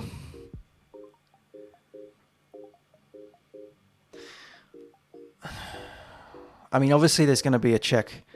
Obviously there's going to be when we get to this dashboard, there's going to be an API request to some service anyway, which will verify. Whoops. My chat's gone nuts with... Did I press a button by mistake? I think I did. I do apologise for spamming my own chat with... If you want I think I pressed a button by mistake. Right, so sorry about that. So yeah, I think there'll be a verification check anyway. So when an API request is called, so for instance, at this point, we want to have the user details, get the course and other bits and pieces. So there will definitely be a check to make sure that the access token is currently valid from the backend's point of view. However, I think that there needs to be I still think there needs to be a check at the front. So I think we still need to do this.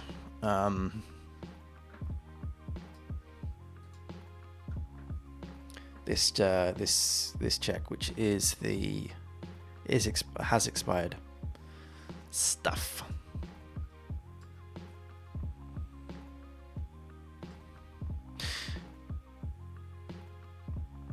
So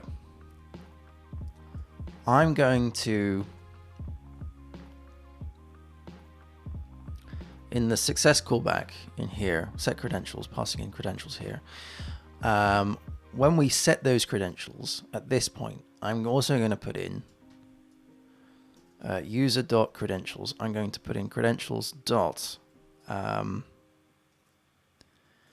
something like requested at, and we're going to put in the date time,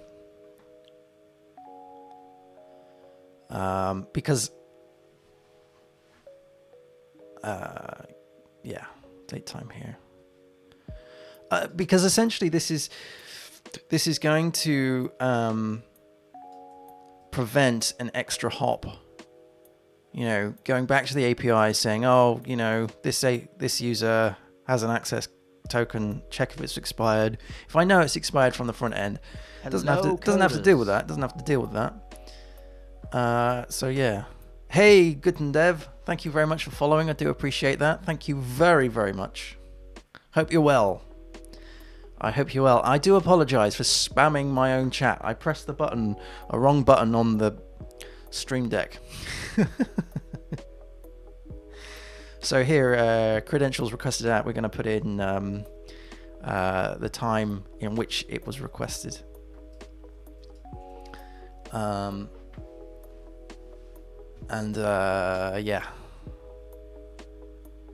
We'll get rid of this decoder, the JWT, because we're not doing JWTs. Not on the front end anyway. Okay, so we've got the requested at bit here. So what I can do is at this point here, we're going to just pass in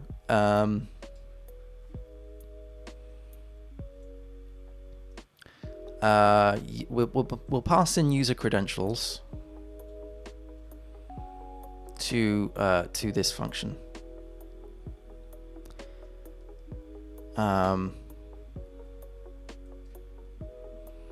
So we originally passed in the timestamp, but this is actually now credentials. Credentials. So it's going to be the current timestamp plus credentials dot requested at plus expires in. So credentials dot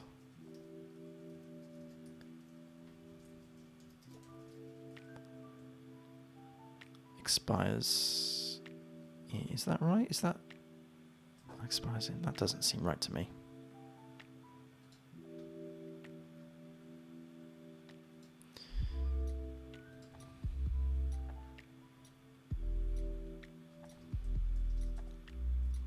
Let me have a look at the where are we? I want to get the dev tools up.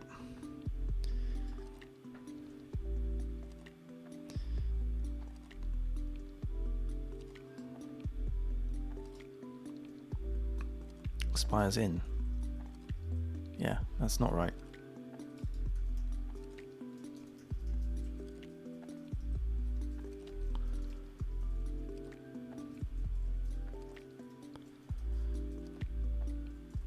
Right, let's see.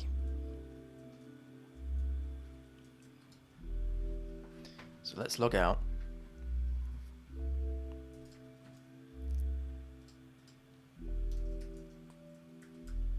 Now log in. Excellent. Then go into application and then have a look at the here. So we have credentials. Requested at, that's the timestamp in which it was requested at.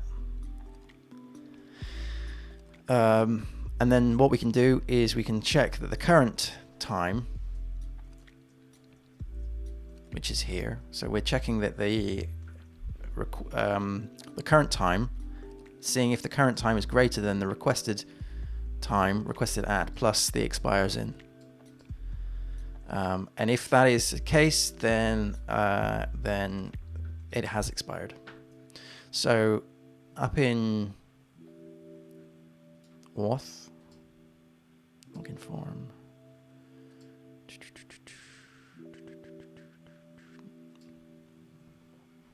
Up in here, yeah. So that's in their place. So yeah, done. Okay, so that's that bit sorted. Woo! All right. I'm a bit happier now that we have that check. So if we go back to the index file, which is not that one, I don't think. It's this one here. So what we're doing here is we need to do a check for the login. So get user, get user.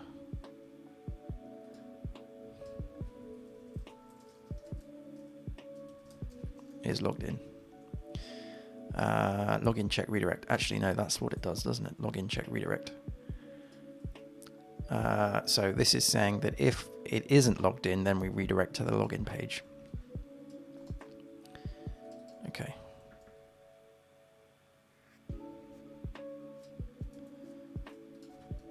What's going on here? Why does that is not defined? Oh. Have I got rid of the login check redirect? There we go. Yeah, I got rid of the import.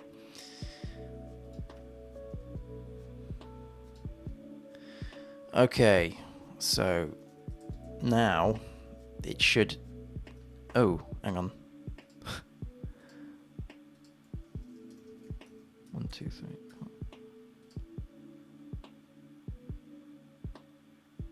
Right, it hasn't redirected. Fine. Good. All right. So now this thing here is going to do a login check and redirect. If is logged in, if any of that returns false, including the has expired. Good, good, good. All right. That's good. I'm glad. So on index here, which means I put that at the top of all the user pages.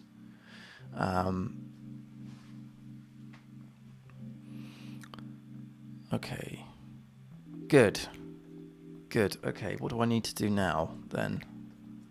So, let's just check the logout. Let's go to accounts. So with logout, has that reset my, yes, it's reset my credentials. And if I do accounts, yeah, it then takes me back to login. Good, because I don't have that. Excellent.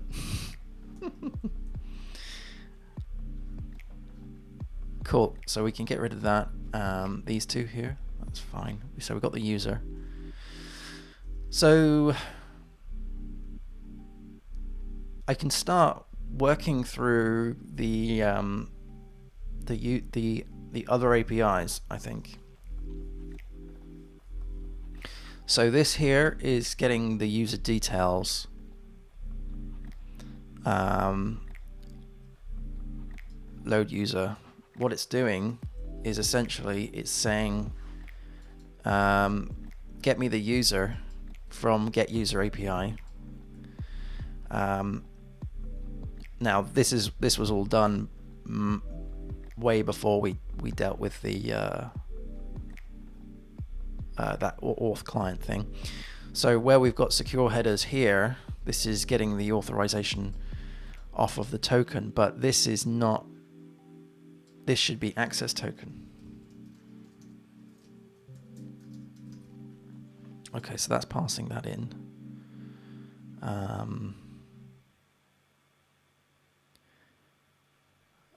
That's the access token into here. That's fine. Good, good, good. And if there isn't a token, it'll just put in a blank string. So if we go up to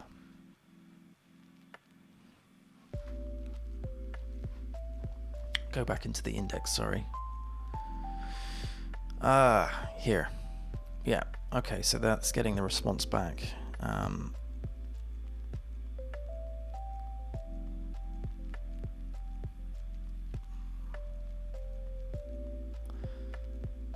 And let's just double check what that call is. API user. I think what I'm going to do in the API.config is I'm going to have the API call for that, which is like so. We will do this by Postman, so user first, just to verify that this is correct. So we'll do user underscore API. And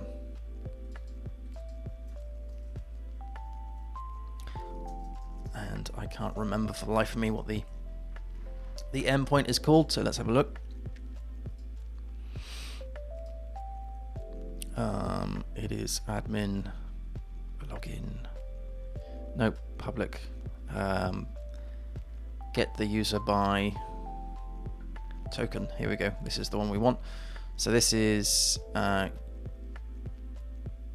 staging, and then the port, and then users, and then API user. Okay. So users, API,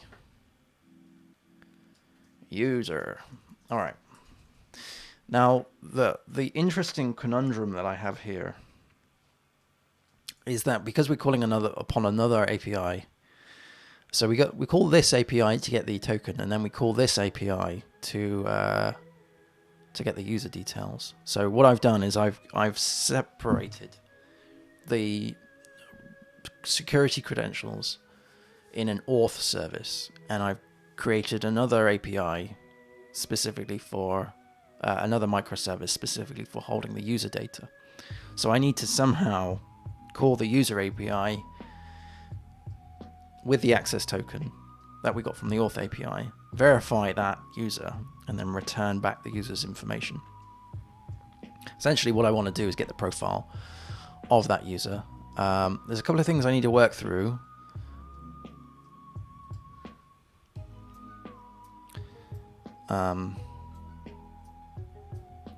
So So at this point, I'm going to do just load user at this point, passing in. So you got to pass in the user because that obviously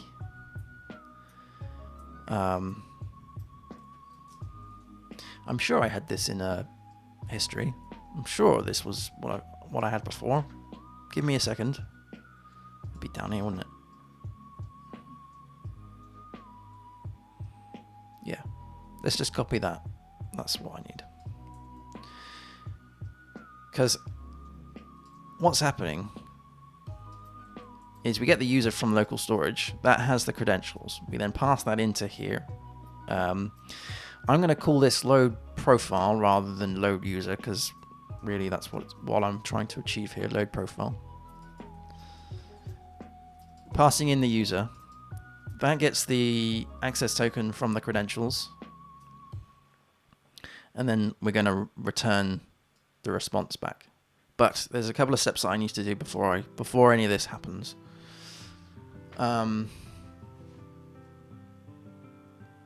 Because I haven't wired up the PHP yet to do this. Essentially what needs to happen is we hit the user API. The user API gets the token from the header and then goes to the auth API and makes sure that that token is valid and is authenticated. Then it comes back to the user API, and if that is the case, it then returns the profile information for the user. Yeah, so there's a bit to do before I actually get a printout here. I think what will happen is it'll just fall on its face, to be honest. In fact, thinking about it, it's going to, because I haven't even updated the user service yet. So we're going to have to go back into Ansible here, and we're going to have to run the user service. So this might not even work, all right? It probably won't, to be fair. Right. Let me think on this. Let's go to the user service. Let's bring that up. The user service is going to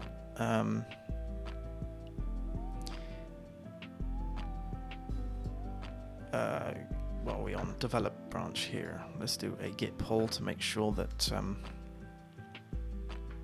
I've got all the latest changes.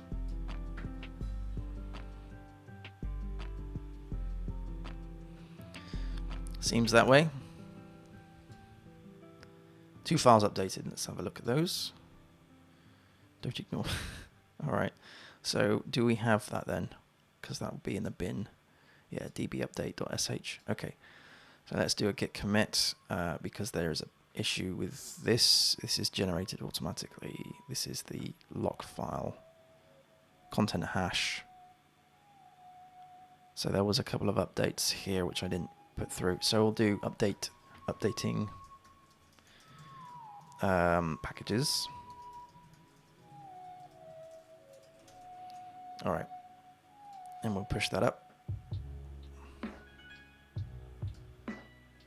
And because that's been pushed up now, we should be able to wire this up from the infrastructure. Let's have a look. Go to the infrastructure project. So the infrastructure project should have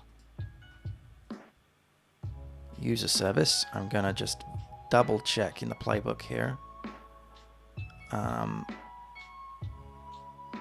User service git clone. Just going to make sure, double check. Okay, so that's startup.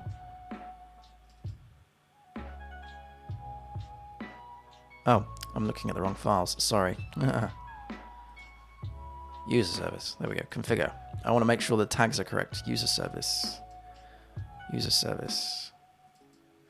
User service. User service. And no, that's not tagged. User service. Let's put a tag into that. One here. Whoops. Okay. Good. So this means then I should be able to spin up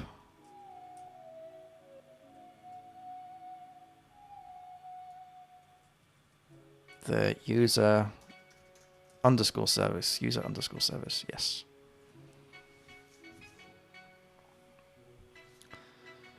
Let's commit that.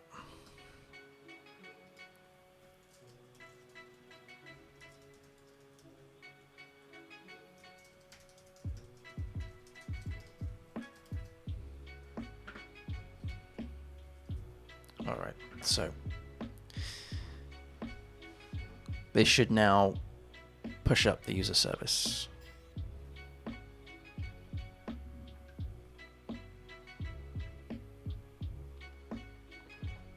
So this might take a bit of time because essentially what's happening is that, excuse me, sorry, how rude. Essentially what's happening is it should be spinning up the Docker container, which I think it's done, running the Docker container, and then it's installing the Composer packages for from that.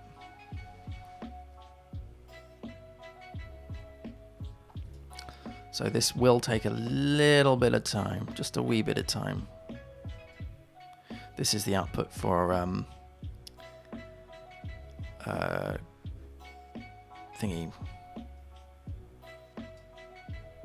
Gatsby. Okay, so it looks like it's done. So let's come out of this because this is we're on the EC2 box at the moment, so we'll come out of that. Let's do docker ps-a. I can't really see it very well, but we should have user service API. That's spun up now. So if we went into come out of auth service, we should have user service that we've just created. And if I did docker compose exec -it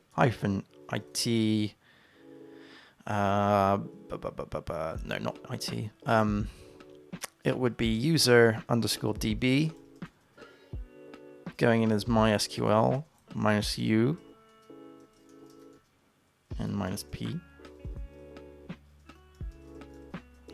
Okay.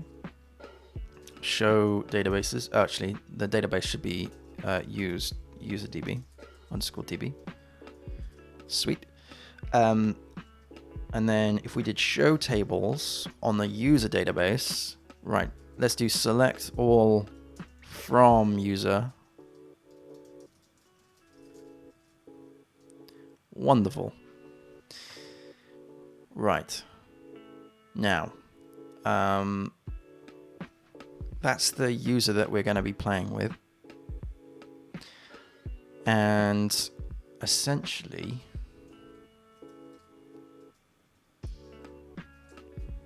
what other tables do I have? Profile. There we go. Select all from profile, where user underscore ID is equal to 2. No. Of course not. That is it's a GUID, isn't it? So it's this one.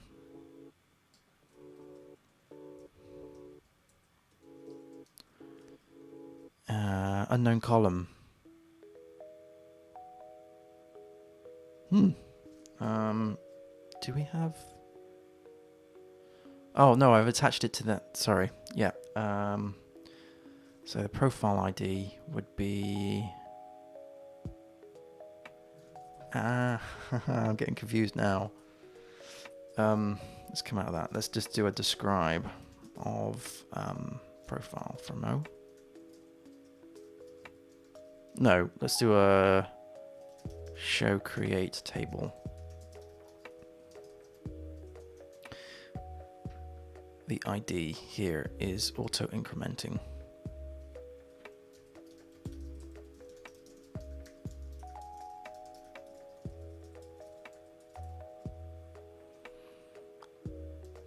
Gotcha.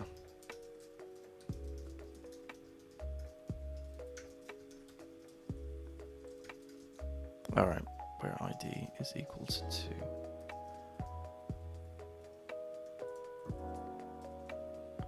Cool. Okay. Right. So essentially, I want to get that all back. Okay, so let's come out of this.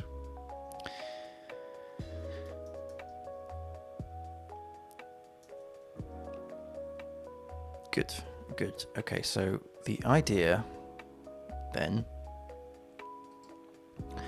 is, from Postman's point of view, we're going to send the access token that we received from the auth client and then to the user API. First of all, I can't remember whether I've changed this or not. Do we have, if I go back into their MO,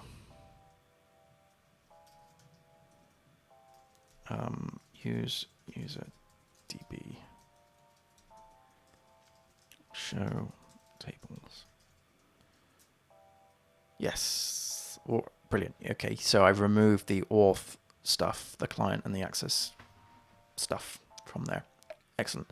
All right, so what I'm going to do is then make a API request to this, and we're going to supply the auth, the token that we received from here, which apparently I've logged out. So let's log back in. 1,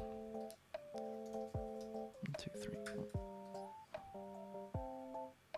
Come on, log in. There we go. Give me my access code. Thank you. So go over to here and we go to headers. Sorry, authorization. And that's inherent from parent. So in public,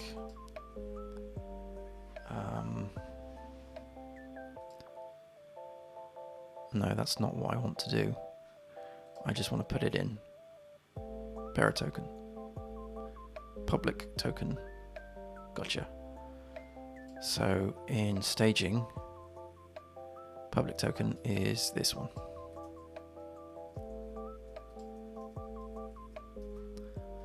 Now I've got a feeling this is going to fail miserably. Send. Yes. Because now I'm going to have to verify this on the box. So we'll go in docker exec ex docker compose exec.it. I've got a feeling this is still running off of the JWT, and we don't need to do that.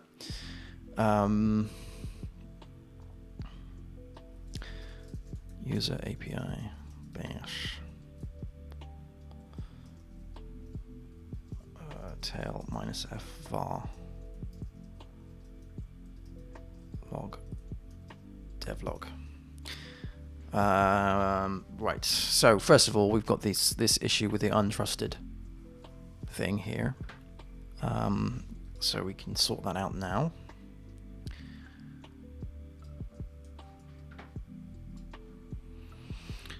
So a bit of PHP, a little bit of Symfony that we're going to change to.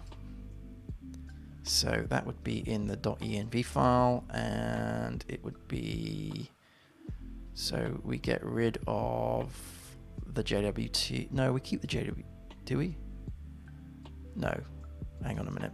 Where is there is a file in the user service for, I'm sure there is a file in here.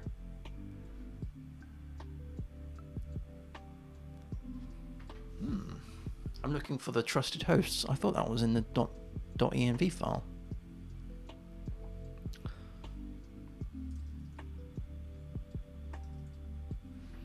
Yeah, I seem to remember.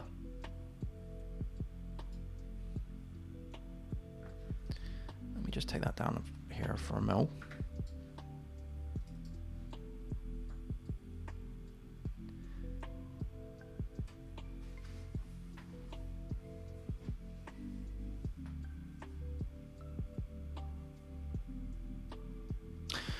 Of course, yes, of course, this is running off of the .env files in the infrastructure project.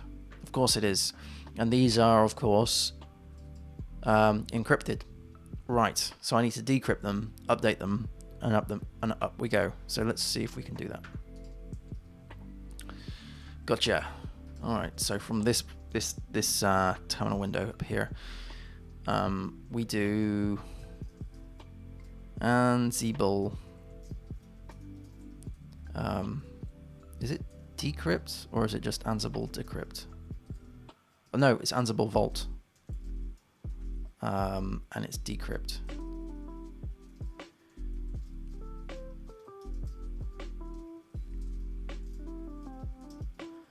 And we're going into services, and it is user-service, and it's .env.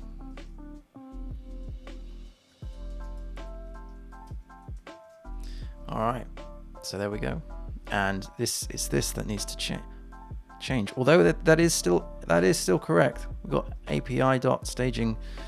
So I'm not sure what that error was about. That was definitely today, the 14th. At 8. The Unix time, the time zone's incorrect on this box, but that's fine. Uncaught PHP exception. That is what we're. Yeah, uncaught exception, untrusted host. Staging. Hang on a minute. Staging to how to code. Well, that's not correct, is it? It should be. That's not correct. It's API-staging. Okay. I think. Then, am I not then? Hang on a minute. URI off of staging.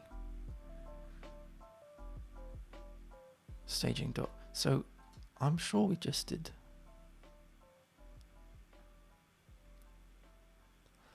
Okay, yeah, no, I do need to change that. Beg your pardon. So yeah, staging. All right, fine. So let's encrypt this again. And then push it up.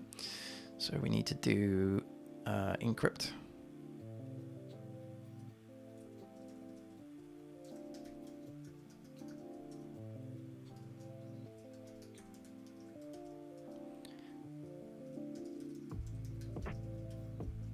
There we go.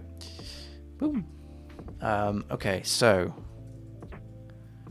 we also need to then do a Ansible up of the user service, pushing up that new change.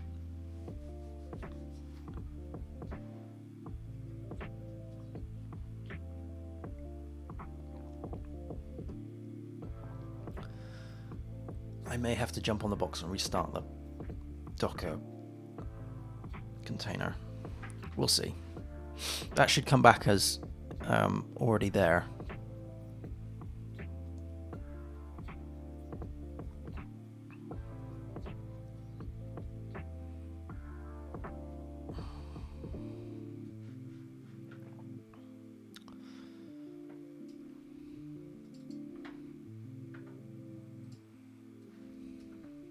So there we are, populating the database. It's much faster. Cool. Okay, so let's jump on the box again, which we are, and then tail that log, and then make the request to this one. It's still complaining. Okay, let's see if we can do a Docker. Let's do. Because I was still on the box, that makes me feel like it didn't do a restart. Docker compose down.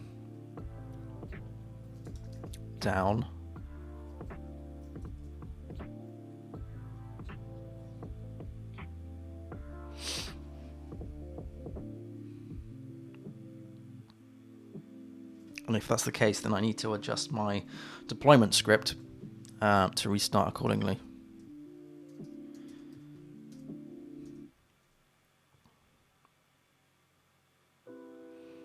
All right, let's jump back on the box. and then tail f var log dev dot log. There we go. Right. So the logs are stored in a Docker volume. That's why we've got the originals. Let's send that again. Still an error. And really? Okay. That's very bizarre. Let's cat.env, shall we?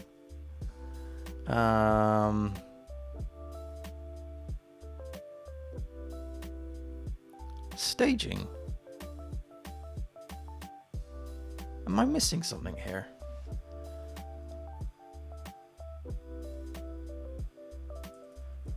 Am I missing something? That's very weird.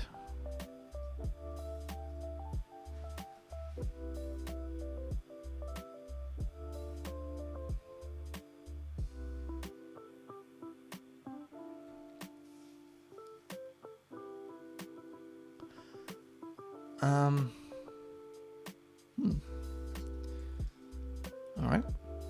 Let's a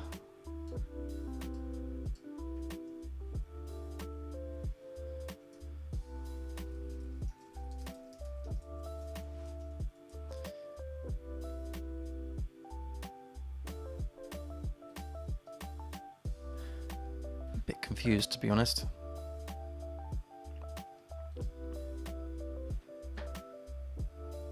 No, it's in the infrastructure.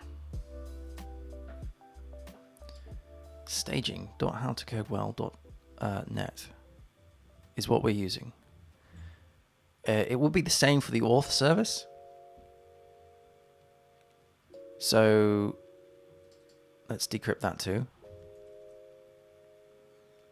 Decrypt the auth service.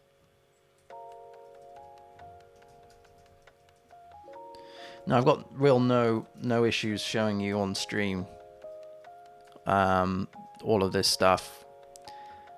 Is it because I'm missing that? Yes. I'm missing the end delimiter here. Sorry, the end of it there. I've got no issues showing you all of this stuff because all of these credentials will be very different when it does get into production.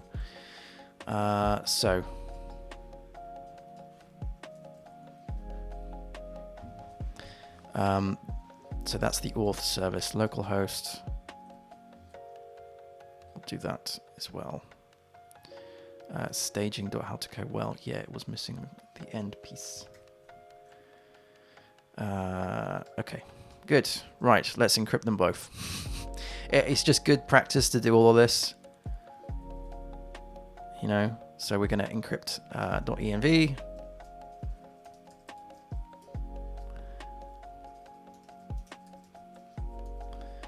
And then we're going to encrypt auth.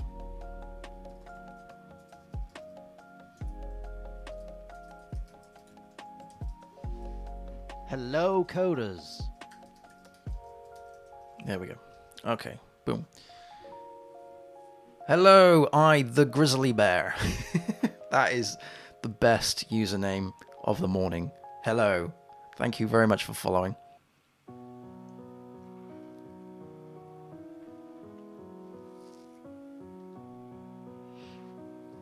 I'm gonna this is nice music, but I'm just gonna change it. It's got a nice beat to it, but I'm gonna just that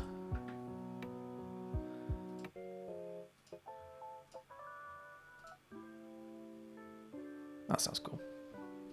Right. All right. Okay. So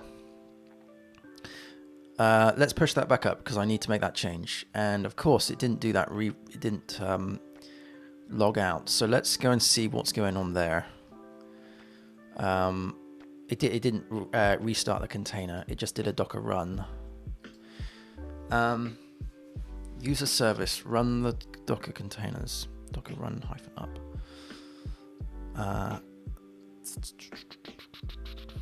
If I went to the auth service and had a look at the Docker compose, is this restart always? Yes. So does this mean that on User service, it's not restarting. It is restarting. Oops. Okay, fine.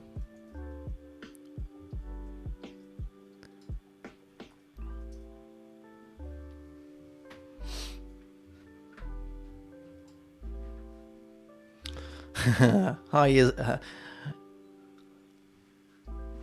I, the grizzly bear. Hello. Don't worry about the spam at the top of the chat. I pressed the wrong button on the stream deck when I came in. I pressed the button that I sometimes press when I leave the stream, wishing everyone a good day. And then give you links to my various bits and pieces. Discord's on it though. Is Discord not on it, Tyrannid? Have I not put that on the end? No, I haven't, have I? Silly. I should have done that. Thank you for doing that. Yeah, we have a Discord server. If you've got any coding questions, or if you just want to chill out with devs, it's a very friendly place. Thank you for joining.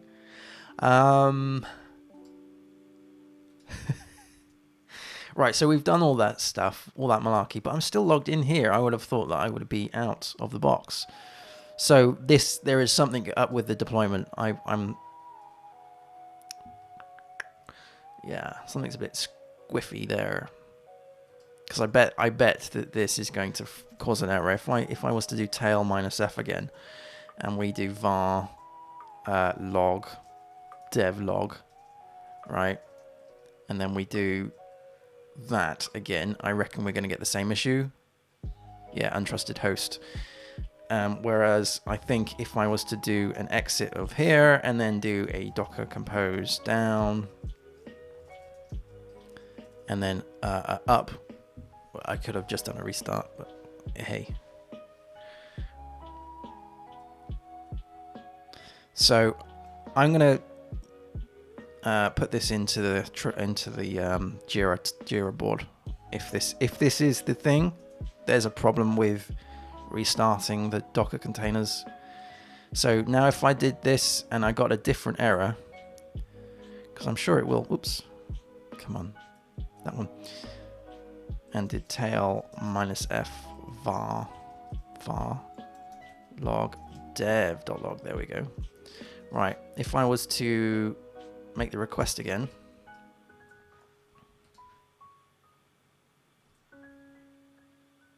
Ooh.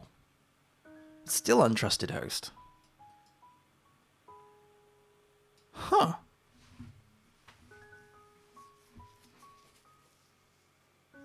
Why? Why though?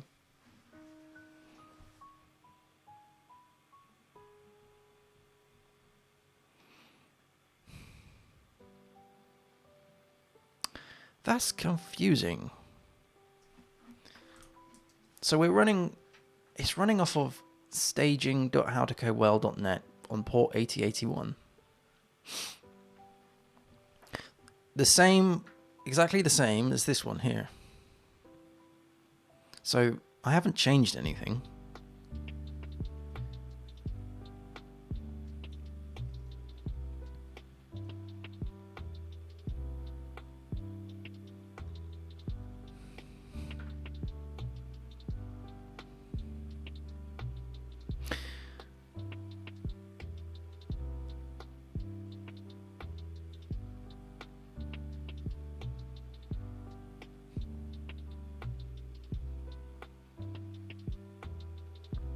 Oh my word. So I've got a bot that checks for spam messages to see if and holds them for approval.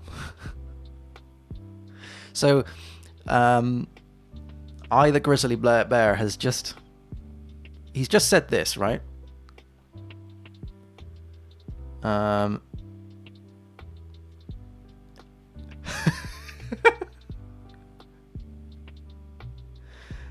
Yeah, lol. It picked up web scraper as a term, an untrusted term. You can scrape what you want. Brilliant. Thank you for that, Tyranid. It can be bad. Of course it can. Yes.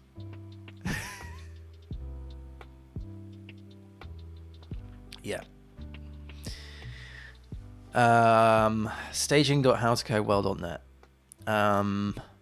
I find it funny that these bots, they sometimes will pick out the stupid stuff and then pick out but miss out the incredibly obvious.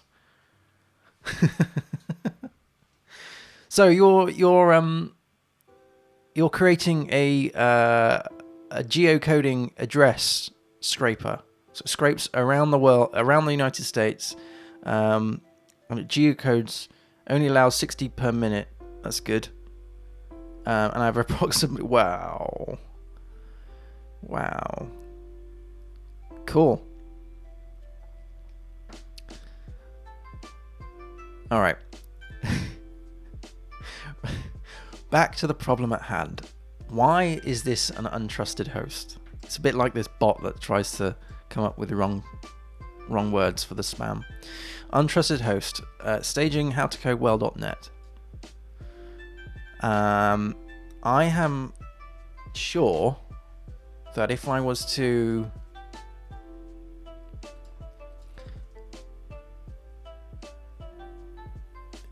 decrypt the user service again,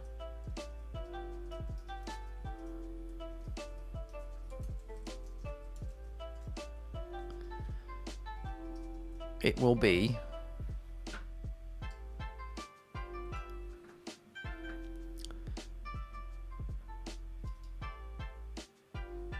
fine.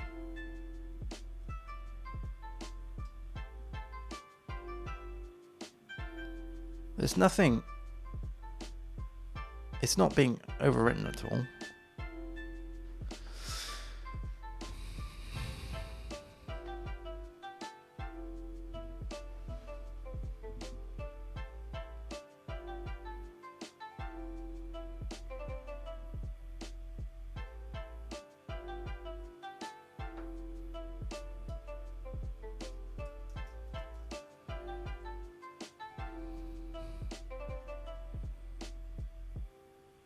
Yeah, it looks fine.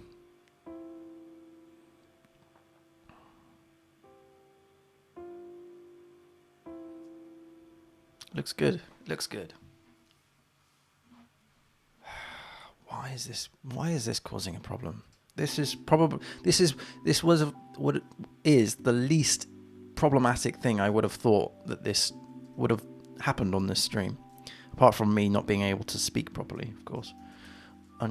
Encrypt.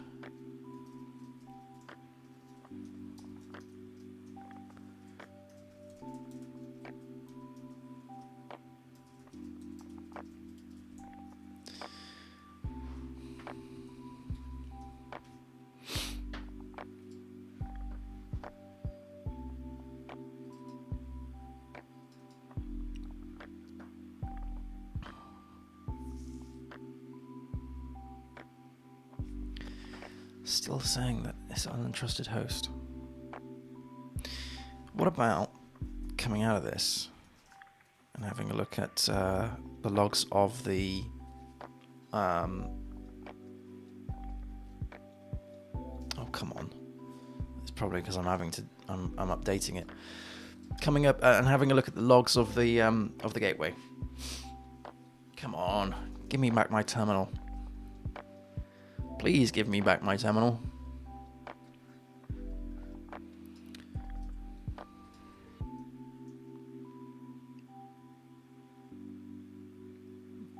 So there it didn't restart so if it restarted the Docker container, in which it should have done, I would have been logged out.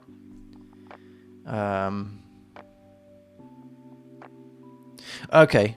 No worries, it's a grizzly bear. So we are working on, if I show you the front end, it'll be easier to visualize, I think. So we're working on the new How to Code Well website. And it's essentially going to be a platform for me to put on some of my courses and my courses and tutorials. We've got something in the region of 400 tutorials. No, 400 videos, 450 videos thereabouts on YouTube. We've got 16 courses that I've done over the past how many years? So far, I've only put in 3, and we're creating microservices in Symfony to handle all of these things. So at the moment, I'm working on the user login section, but essentially it kind of looks a bit like this. So you have your tutorial up like that, and you can click through each one. And you can hit login, and you can log in. That's what we achieved today. Is that going to log in? Yeah, logs in. So at this point, eventually I want to have this is your dashboard. So this would be the videos, the tutorials that you've seen, so you can go to the next tutorial, you can change your profile, so you'll have your My Courses section. It's not going to like that at all because I haven't wired that up, but let me log in again.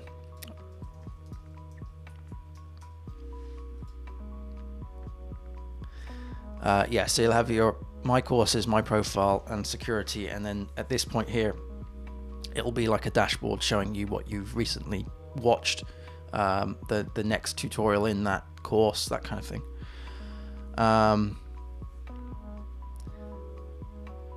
And I'm building this on AWS. So originally I started this off obviously locally, but now we're pushing this off to the staging platform because I wanted to deal with the deployments. And we're using Ansible and Terraform let's bring that over there, to handle the EC2 instances and all the resources. There's like 13 AWS resources that I'm using for this.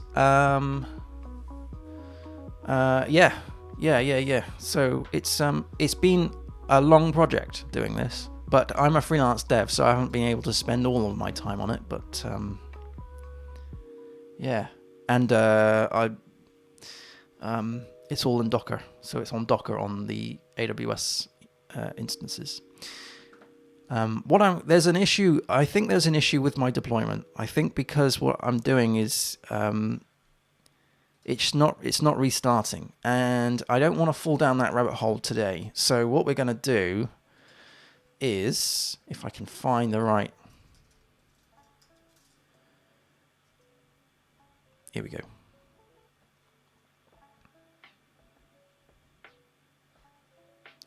So what I'm going to do is in Jira, I'm going to create a to-do. So this is a bug.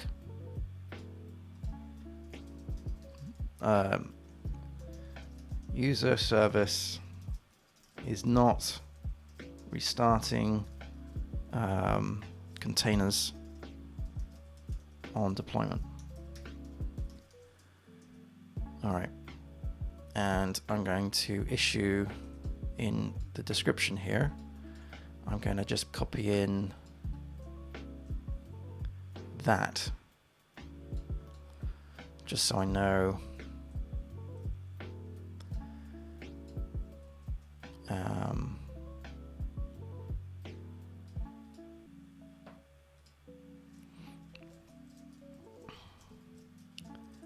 So command to run from repo. All right.